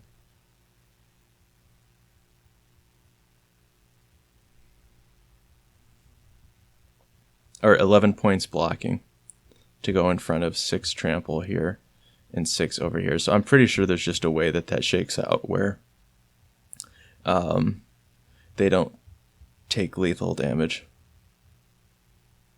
I don't think.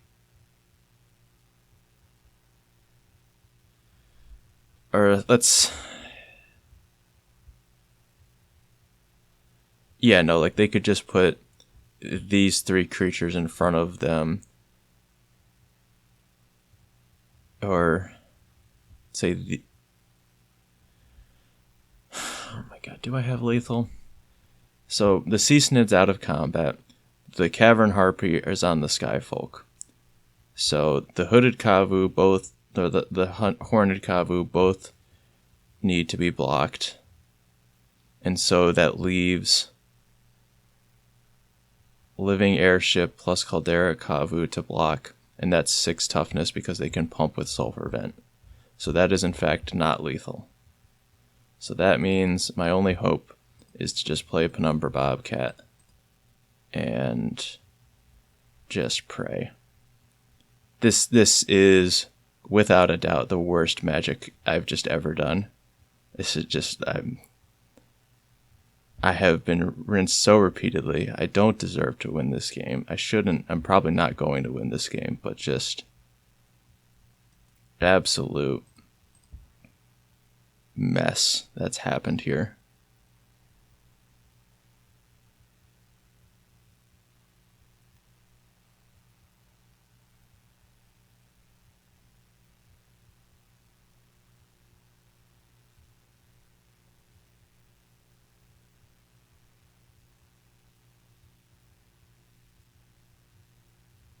Sure.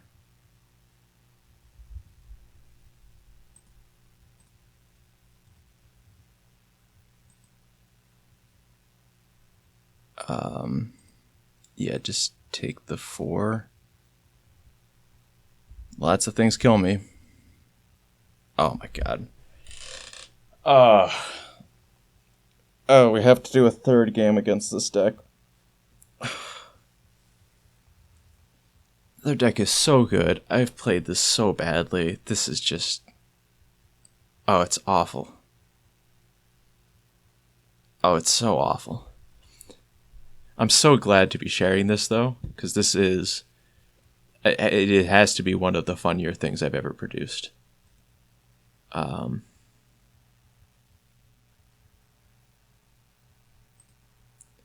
think maybe I do need the wallet for the Blazing Spectre.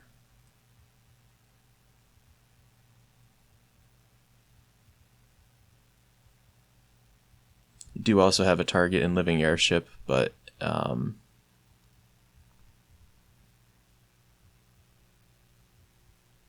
I'm just gonna run 41. I mean, there is technically Cavern Harpy, but Cavern Harpy doesn't really work that way.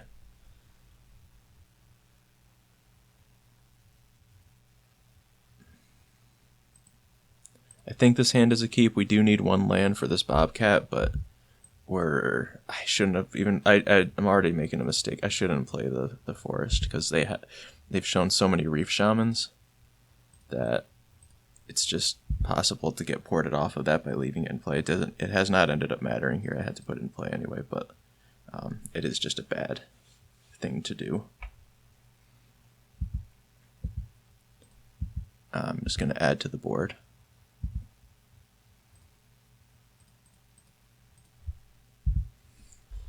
Try to pressure my opponent by curving out.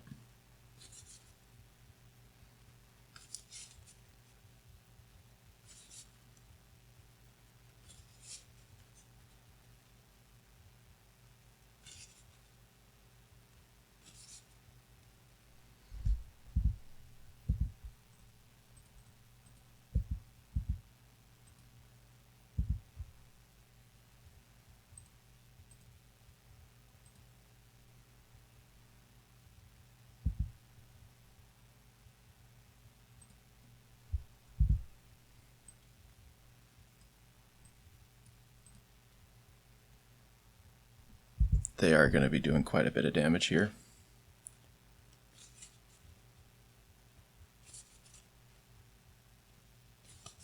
Just hope we can push through enough.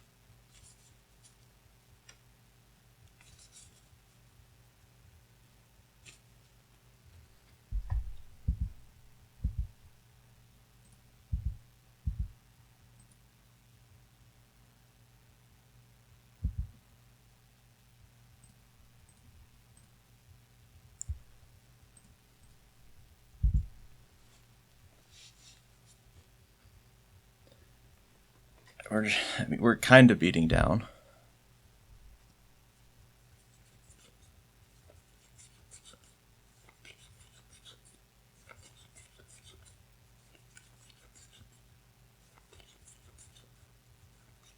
I hope that bodes well for me.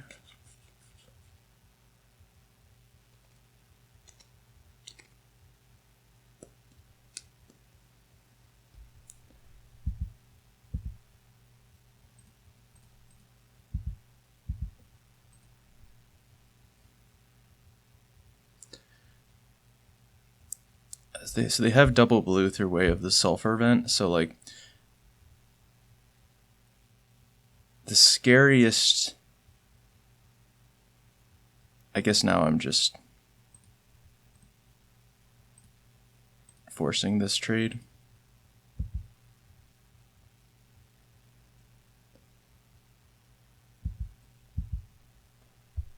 Oh my god. What a sweaty game.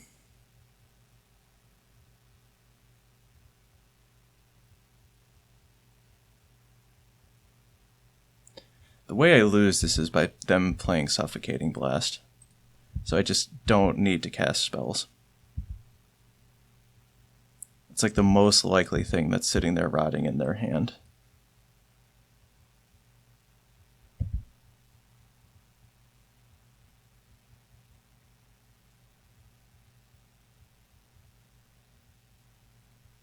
It's like the best way for them to claw back into this is like killing the Thunderscape Apprentice that way.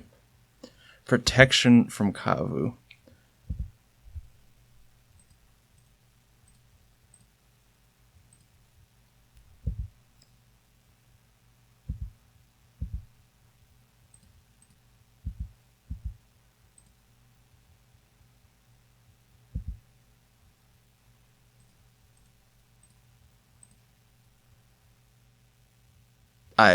That was robbery.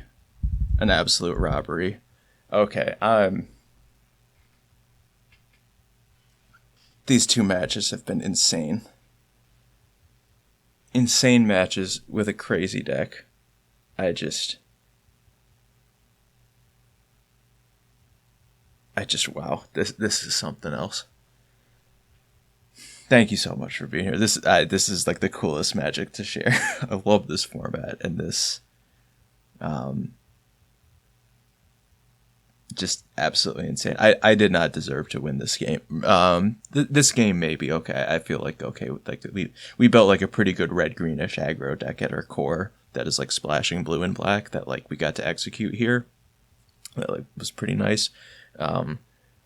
But particularly game 2, I did not deserve to win. I made some horrendous punts. None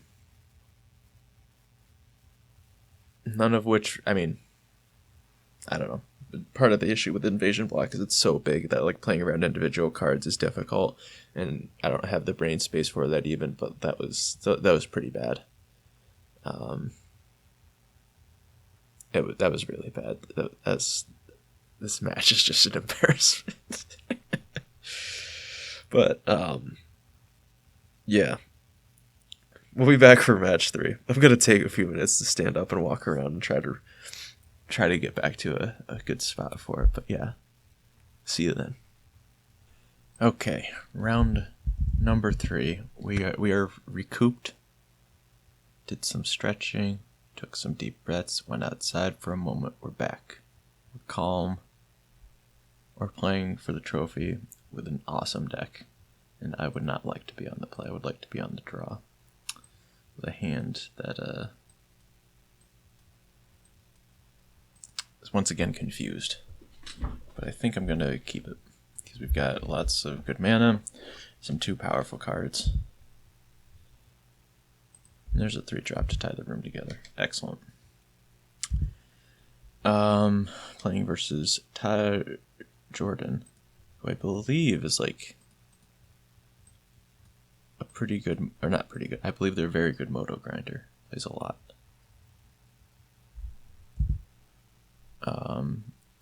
I am not, if they could be doing some land destruction type business where I don't want my swamp to get touched right now.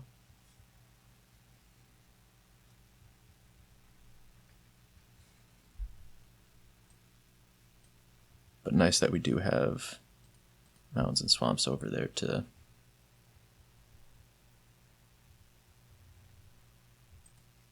fuel this Magnagoth tree folk.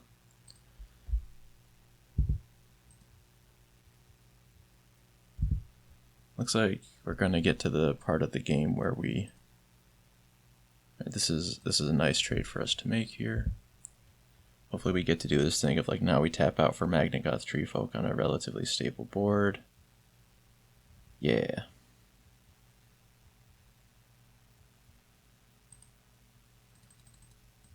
I don't believe I want to Tribal Flames that. Maybe at some point, but right now we're okay with that.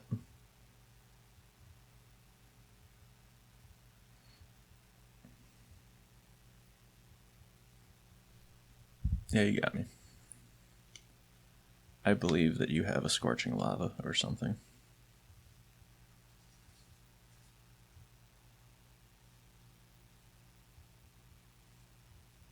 You've got to be kidding me. Well, we have broken it. If you want to play the IPA format, you simply must play Kavu. That's all that there is to it, because when you get to the trophy match, it's just going to be the Kavu mirror. Don't know what to tell you. Don't know what to tell you.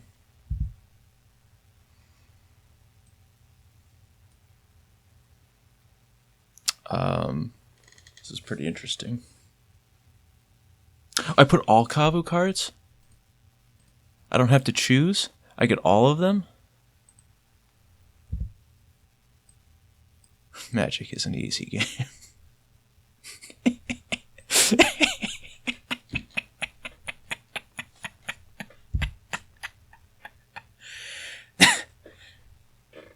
All right, yeah, here I'll take that trade. Sure, if this is a 2-for-1 in your favor, like I know I'm losing a Dead Ringers here, but I think I'm just okay with that.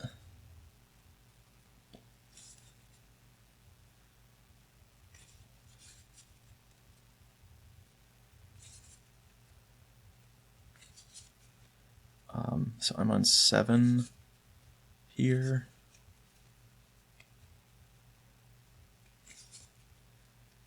So I think I want a Mire Kavu plus Amphibious Kavu.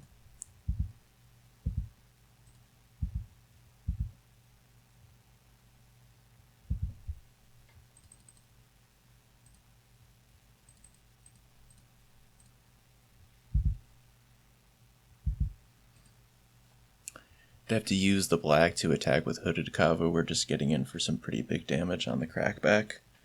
And then we can go Kavu Mauler plus Tribal Flames, or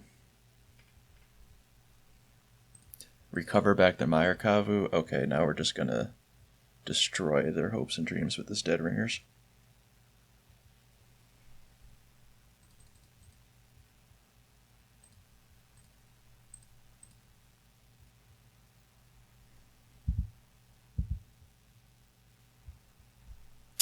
What's happening? What is any of this? Okay, opponents on red-black. They also have a lot of Kavu. Some good recursion. Their deck looks pretty strong.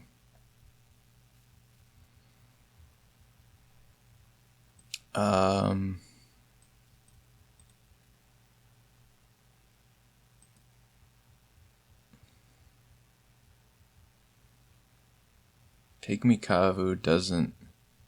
what black Kavu? They might have some number of like Fire Screamers. but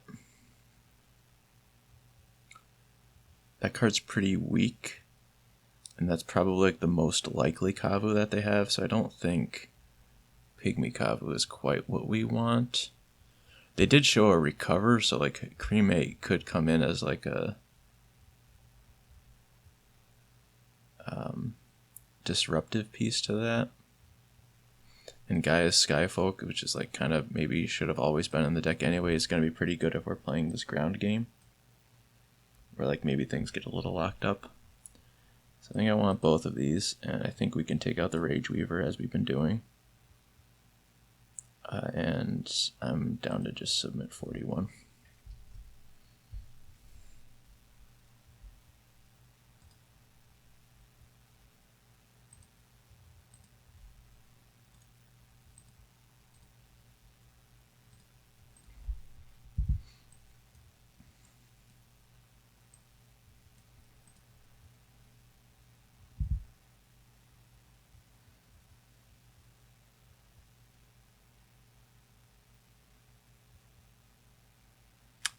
Maggot Carrier is a statement of intent.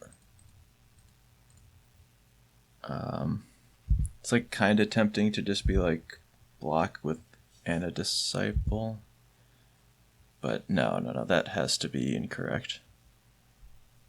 Okay, this is now a 4/2.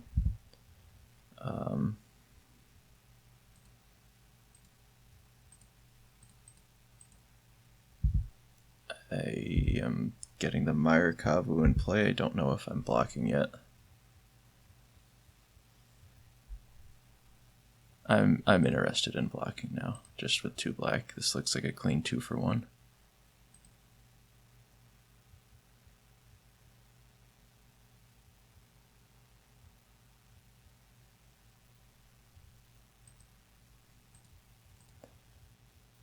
I think I still go Lay of the Land for Island here, because if I draw Allied... What's the card called? Allied Strategies. That is going to be the best option.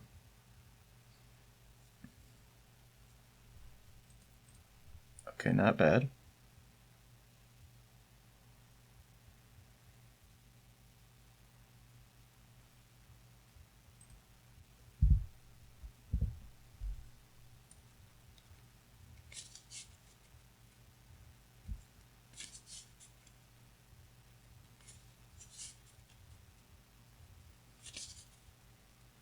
We have a lot of draws. Okay, we have fewer draws.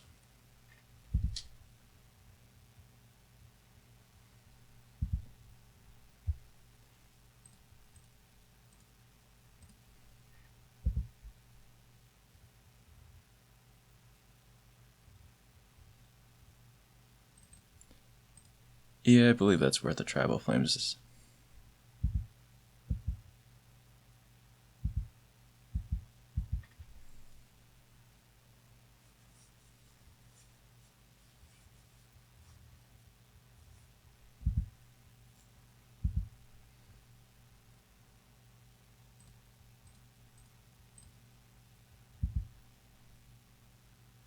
Nice. Okay, what do I... 1, 2, 3, 4, 5, 6. Oh, I just tap out for this.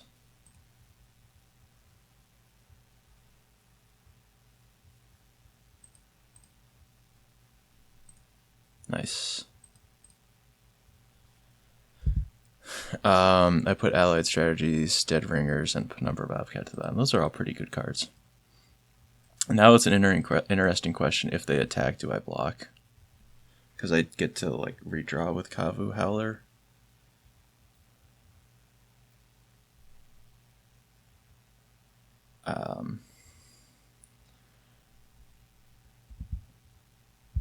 I didn't mean to do that. I misclicked. I was trying to highlight this. Okay, so this is just a 2/2 right now. So if I attack with this as a 5/6, and they put everything in front of it, they just get obliterated. So my opponent's probably not going to do anything.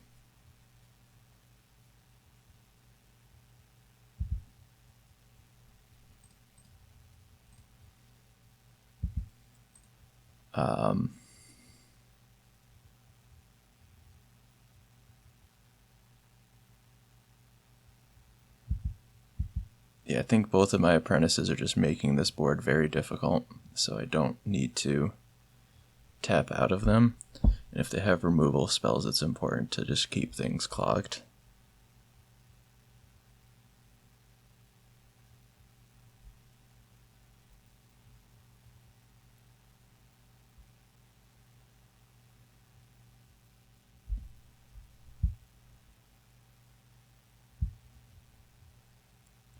Okay.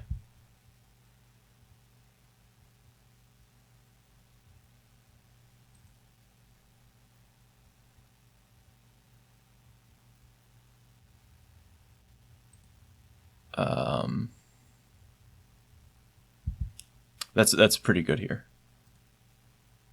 Let me just make sure that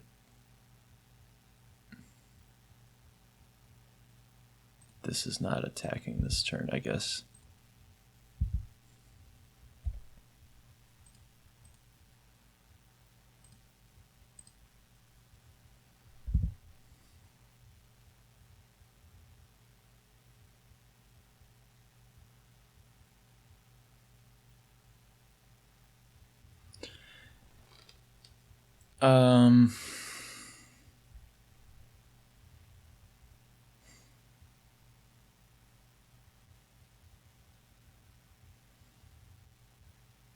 I have options here. I think everything involves playing Horned Kavu this turn. The question is, do I want to attack with this one? The attack is free, or not entirely free, but like the attack is very good, and they likely just take 3 damage. And am I comfortable blocking like that on the way back? And I think I am.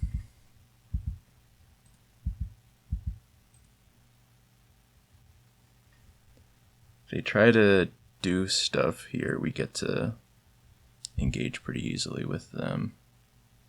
And I think I want to hold up the black activation of Ana Disciple here to keep things from getting too out of hand if they are able to interact with Horned Kavu.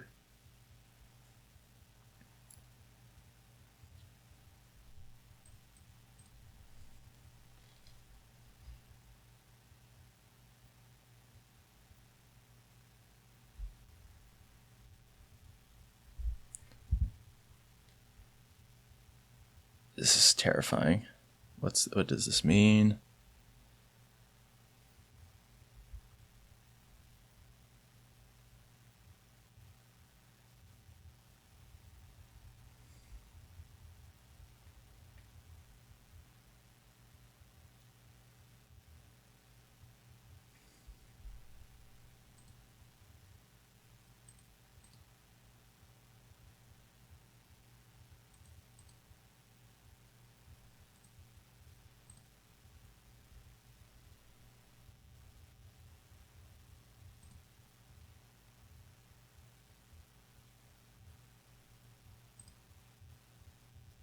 Okay, Moto is lagging out here. Something bad is happening.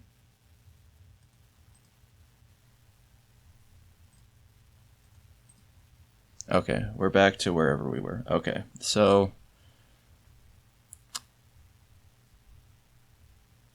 I think I'm just going to make the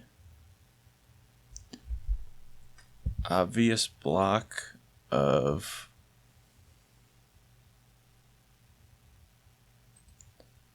Horned Kavu here, and I think I'm going to put both here and attempt to make it smaller so that like either, so I can just attempt to eat this.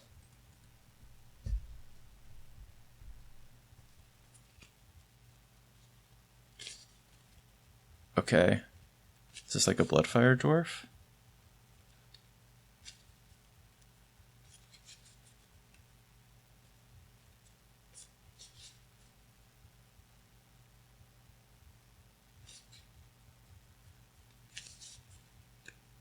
Soulburn? Illuminate. Okay.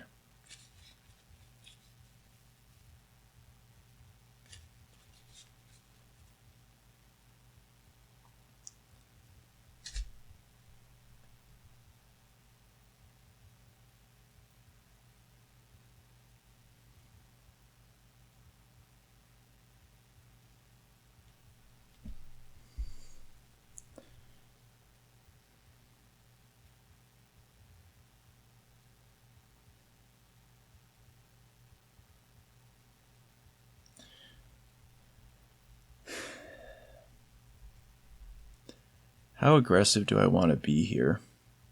Because I can just attack for 5, Smoldering Tar, and then, like, pretty easily kill them next turn. Yeah, I'm just gonna kill this Kavu.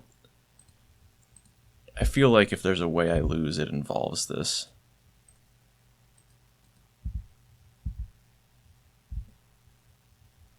I just want to put them to 2.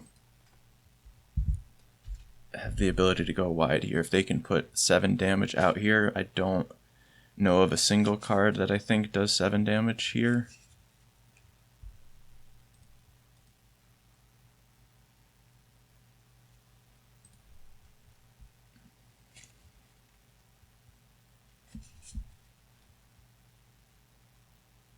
I guess they're going to show me one. I guess Urza's Rage.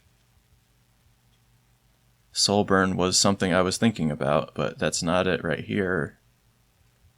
I mean, I guess I don't have them dead anymore because of that one. So, I guess now they can runner me.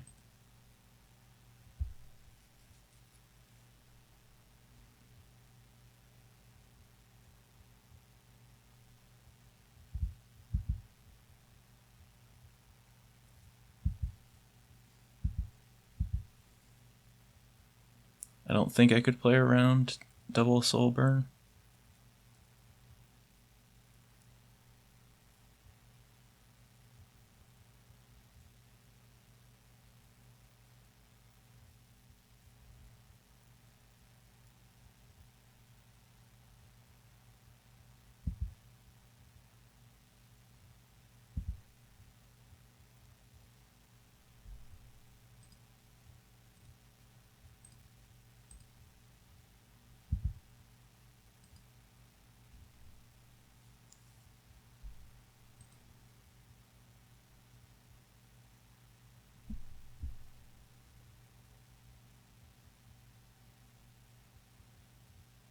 Like so close here.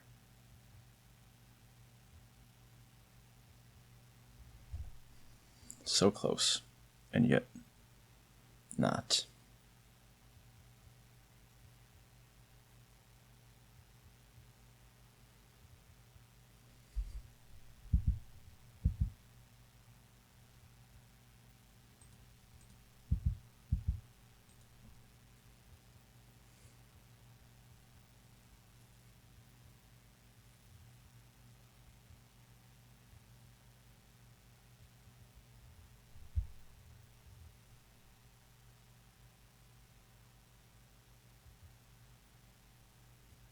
I guess this was kind of a bad attack, and indeed just actually a bad attack.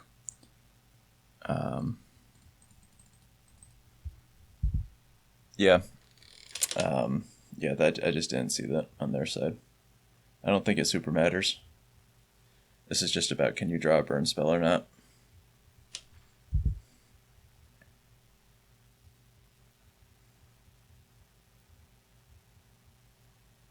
Is this Spinal Embrace? Oh no. Oh, they did. No. No, it had to. No way.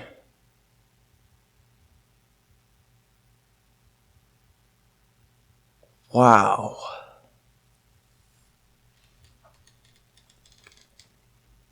Wow. Okay.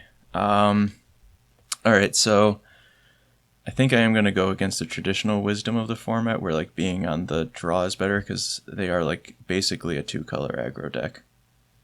And I think I need to like if you're playing Sinister Strength into Maggot Carry into that, I need to be like a little bit more to the table, and I do think I have more card advantage. So I think, I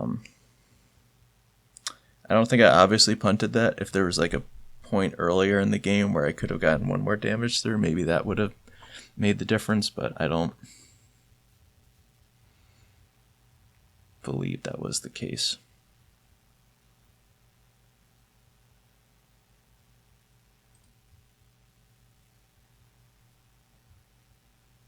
Wow.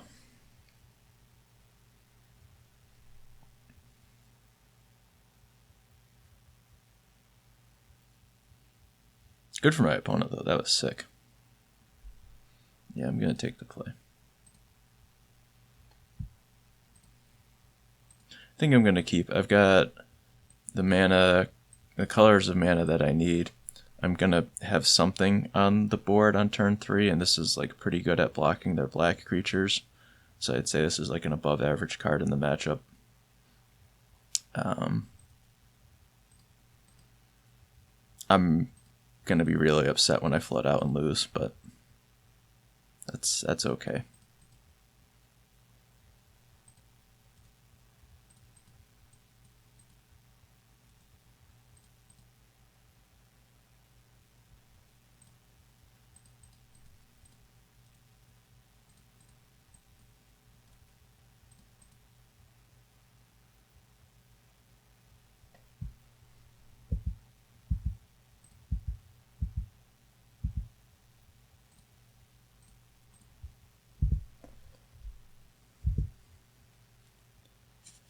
Ana Disciple is really nice here, just for like whatever they have going on over there now is going to be slowed down significantly.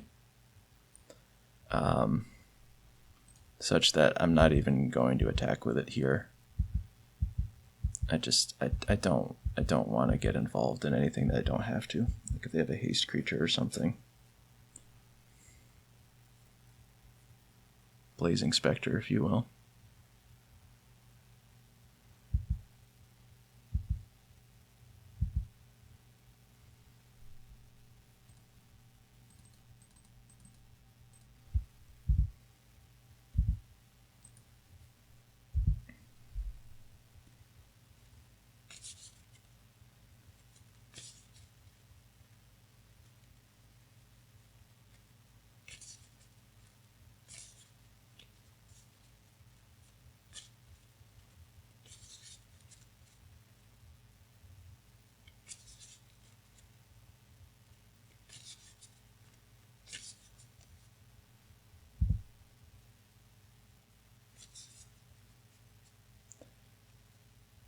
Island is a nice pickup here, as far as land draws go.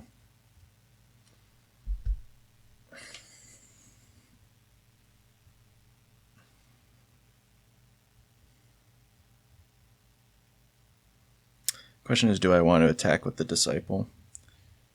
I think it's just very greedy to do so I will not.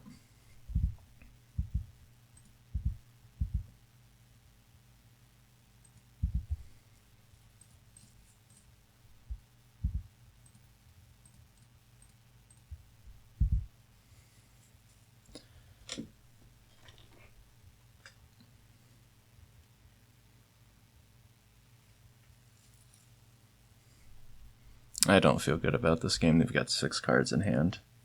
This is just going to be classic Flood beats Screw, or Screw beats Flood.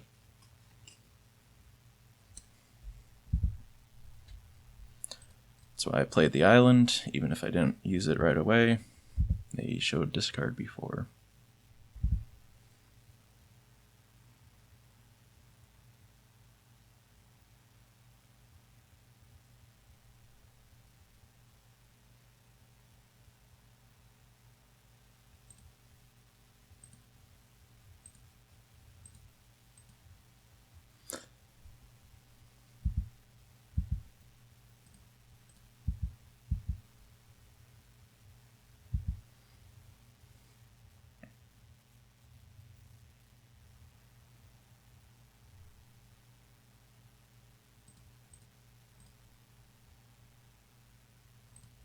I think I just want to send that upstairs. get that out of the way before another discard spell comes down. And just try to put them under the pressure right now.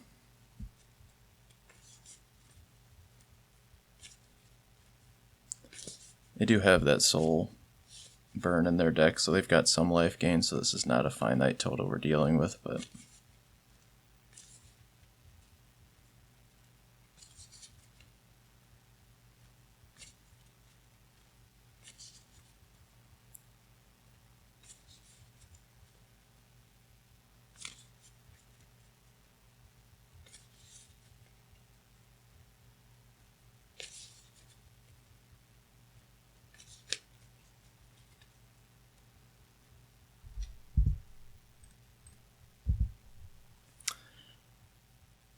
yep, they didn't punt. I was hoping they would punt there.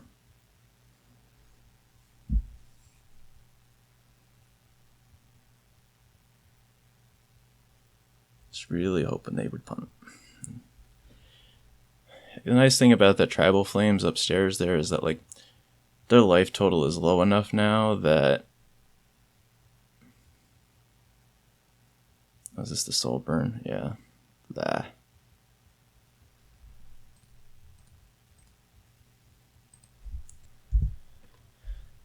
Their life total is low enough that, like, they kind of have to do a lot of blocking, so they don't get to be that aggressive. But we're just losing to more removal spells here. They have a Tribal Flames in their deck yet? Hopefully it's not in hand and pointed at the Sky of Skyfolk. I really hope it's not.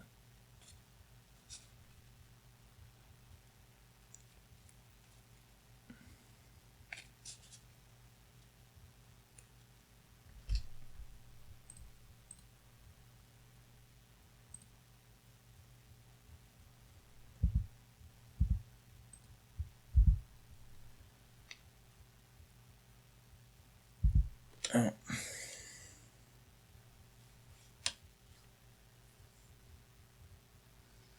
They get to play their 3/3 and start attacking me. I'm gonna lose this game, and I'm really sad that I am.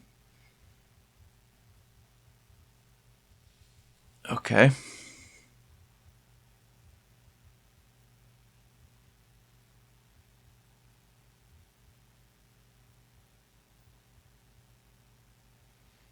Okay.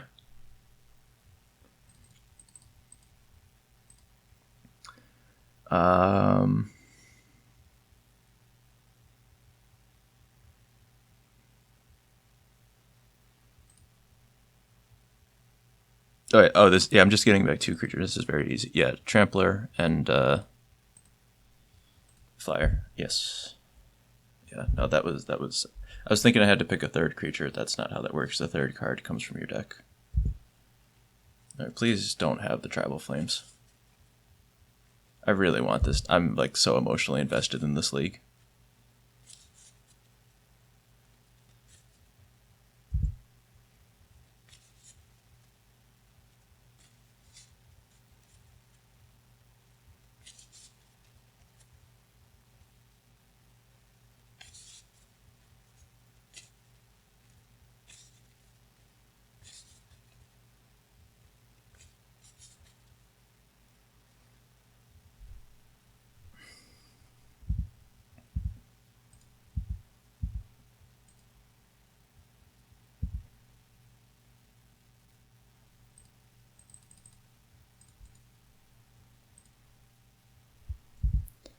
Thunderscape Apprentice is a nice one here as well.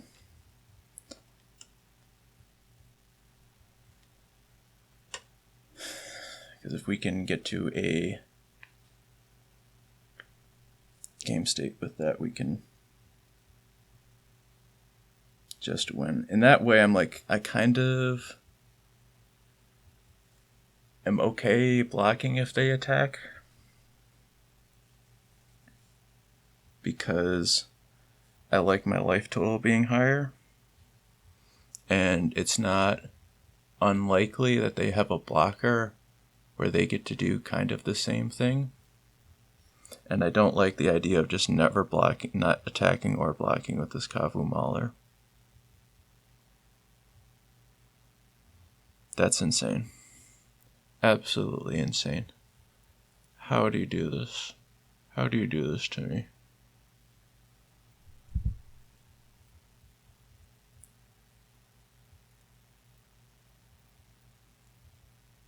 Oh no, it's slipping away again, and I want this so badly.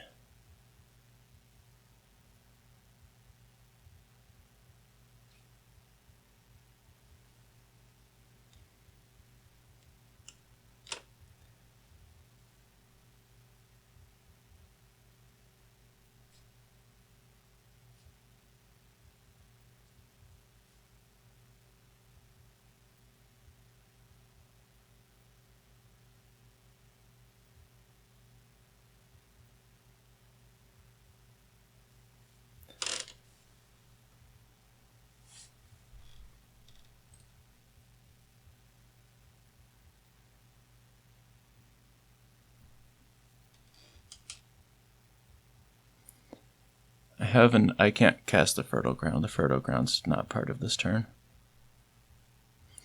It's just how much do I want to deploy to the board? Because he can give flying and attack.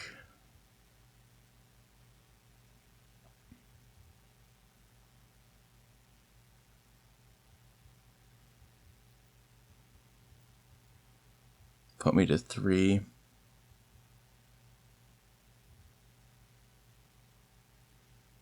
And just have Ancient Kavu versus my Kavu Mauler.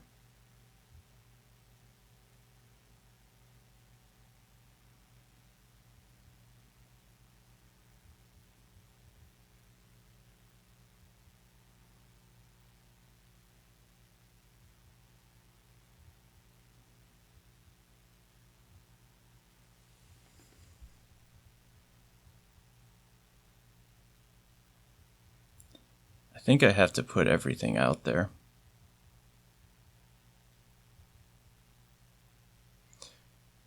Because if I just put out the Mauler and the Skyfolk, they deal 2 to... They give flying to the Ancient Kavu, deal 2 to everything. I guess it doesn't make a difference whether or not I play the Thunderscape Apprentice.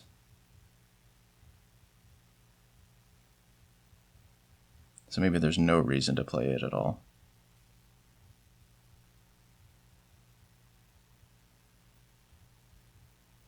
I don't think there's a reason to play it. I think I just go Skyfolk and Kavumal. I'm so dead here. And it shouldn't be. I shouldn't be dead here.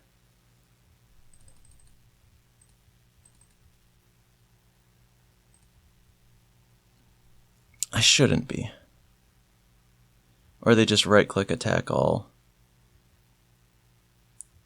Deal me 3.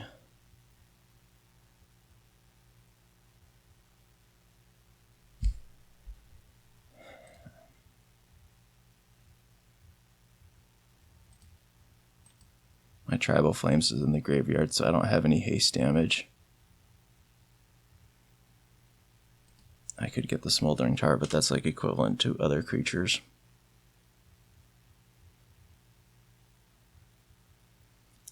So if I play the Thunderscape Artist, what I beat is a removal spell on the Mauler. That's not even true.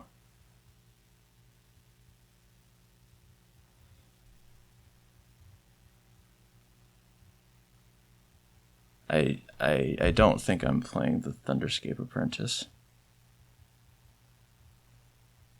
Oh, this has melted my brain so much, and I'm just going to lose. And that hurts. That hurts.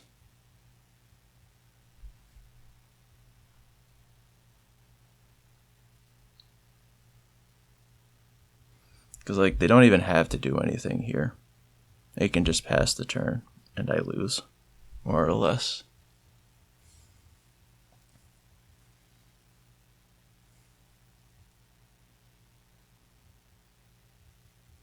because I can't make any in-grounds on the board.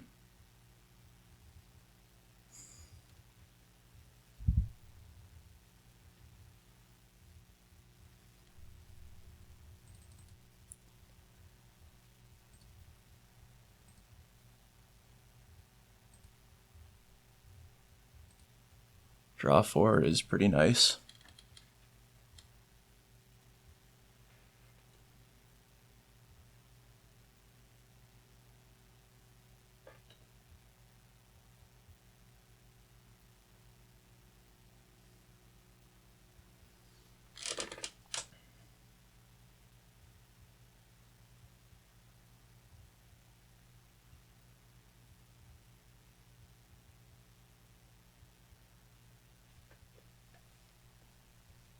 Oh, come on, brain.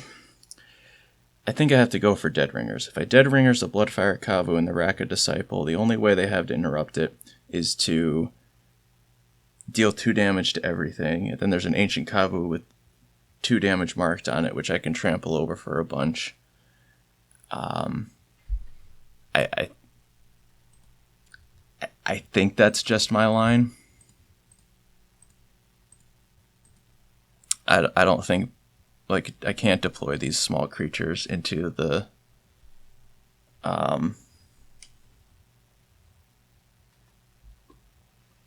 Wrath.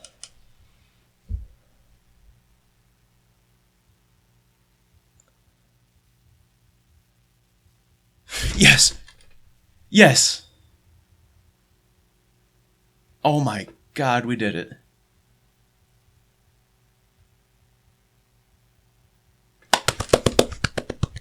Yes. That was...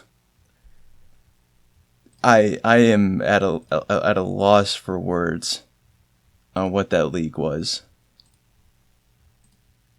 Just what all of that was. But Kavus did it. The Kavu deck. 8 Kavus, 2 Kavu Maulers, a Kavu Howler. Some semblance of a Loker that never really materialized except for that match 2 game 3. Other than that, we just played dorky high drops, but oh my god. Great games, opponent. That was every single match of this league was a complete mind melter. I don't think this is a late night league for me, but like, I felt like in a pretty good mental state to come play Magic, and like, I have just been. The draft was hard. Every single one of these matches was nuts. This is the greatest video I've ever produced. That's for sure. I think, at least since the last time I said that. But this is just the coolest league I've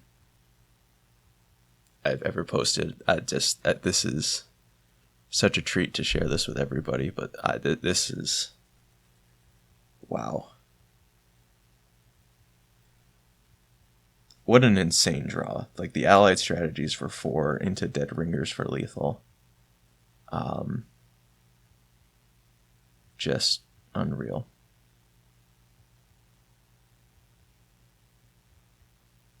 Wow. I don't... Wow. So, yeah, there's our trophy. Look at this beautiful deck. The Gaia Skyfolk that should have been in the deck from the start, but we never once drew Rage Weaver for that to matter.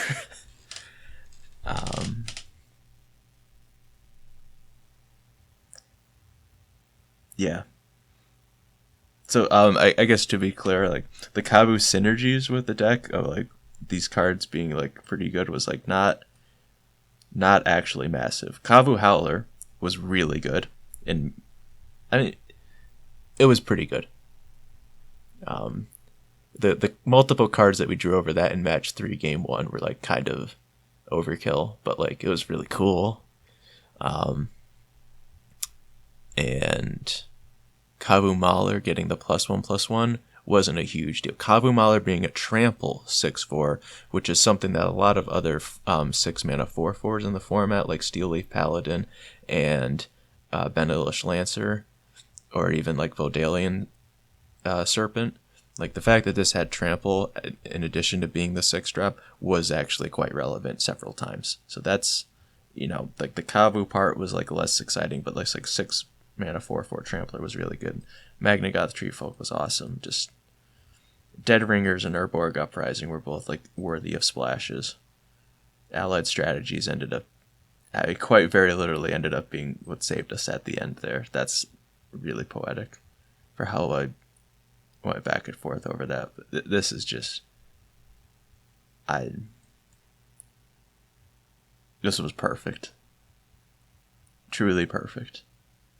We drew super hot, but also like,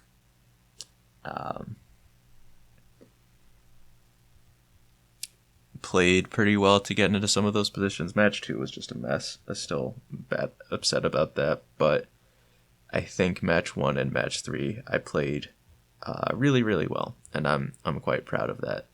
And I can look at match 2 and say there's stuff to learn, and also it was just really, really funny. The ways that I got blown out, and it's the best way to get blown out is like to just get obliterated and then noob luck your opponent out of it. So yeah, I think this is awesome. I just basking in this moment a little bit, because I know we've like trophied with limited decks before, but this was just the leagues. This is such a, I don't want to say it's a meme, but like Kavu synergies are not really something that's like easy to do unlimited, but we got to do it, and the deck was good, and it trophied, and just it's awesome. I'm so excited. It was great. So thank you very much for watching. Really appreciate you being here. Hope you have a good day, and I'll see you next time.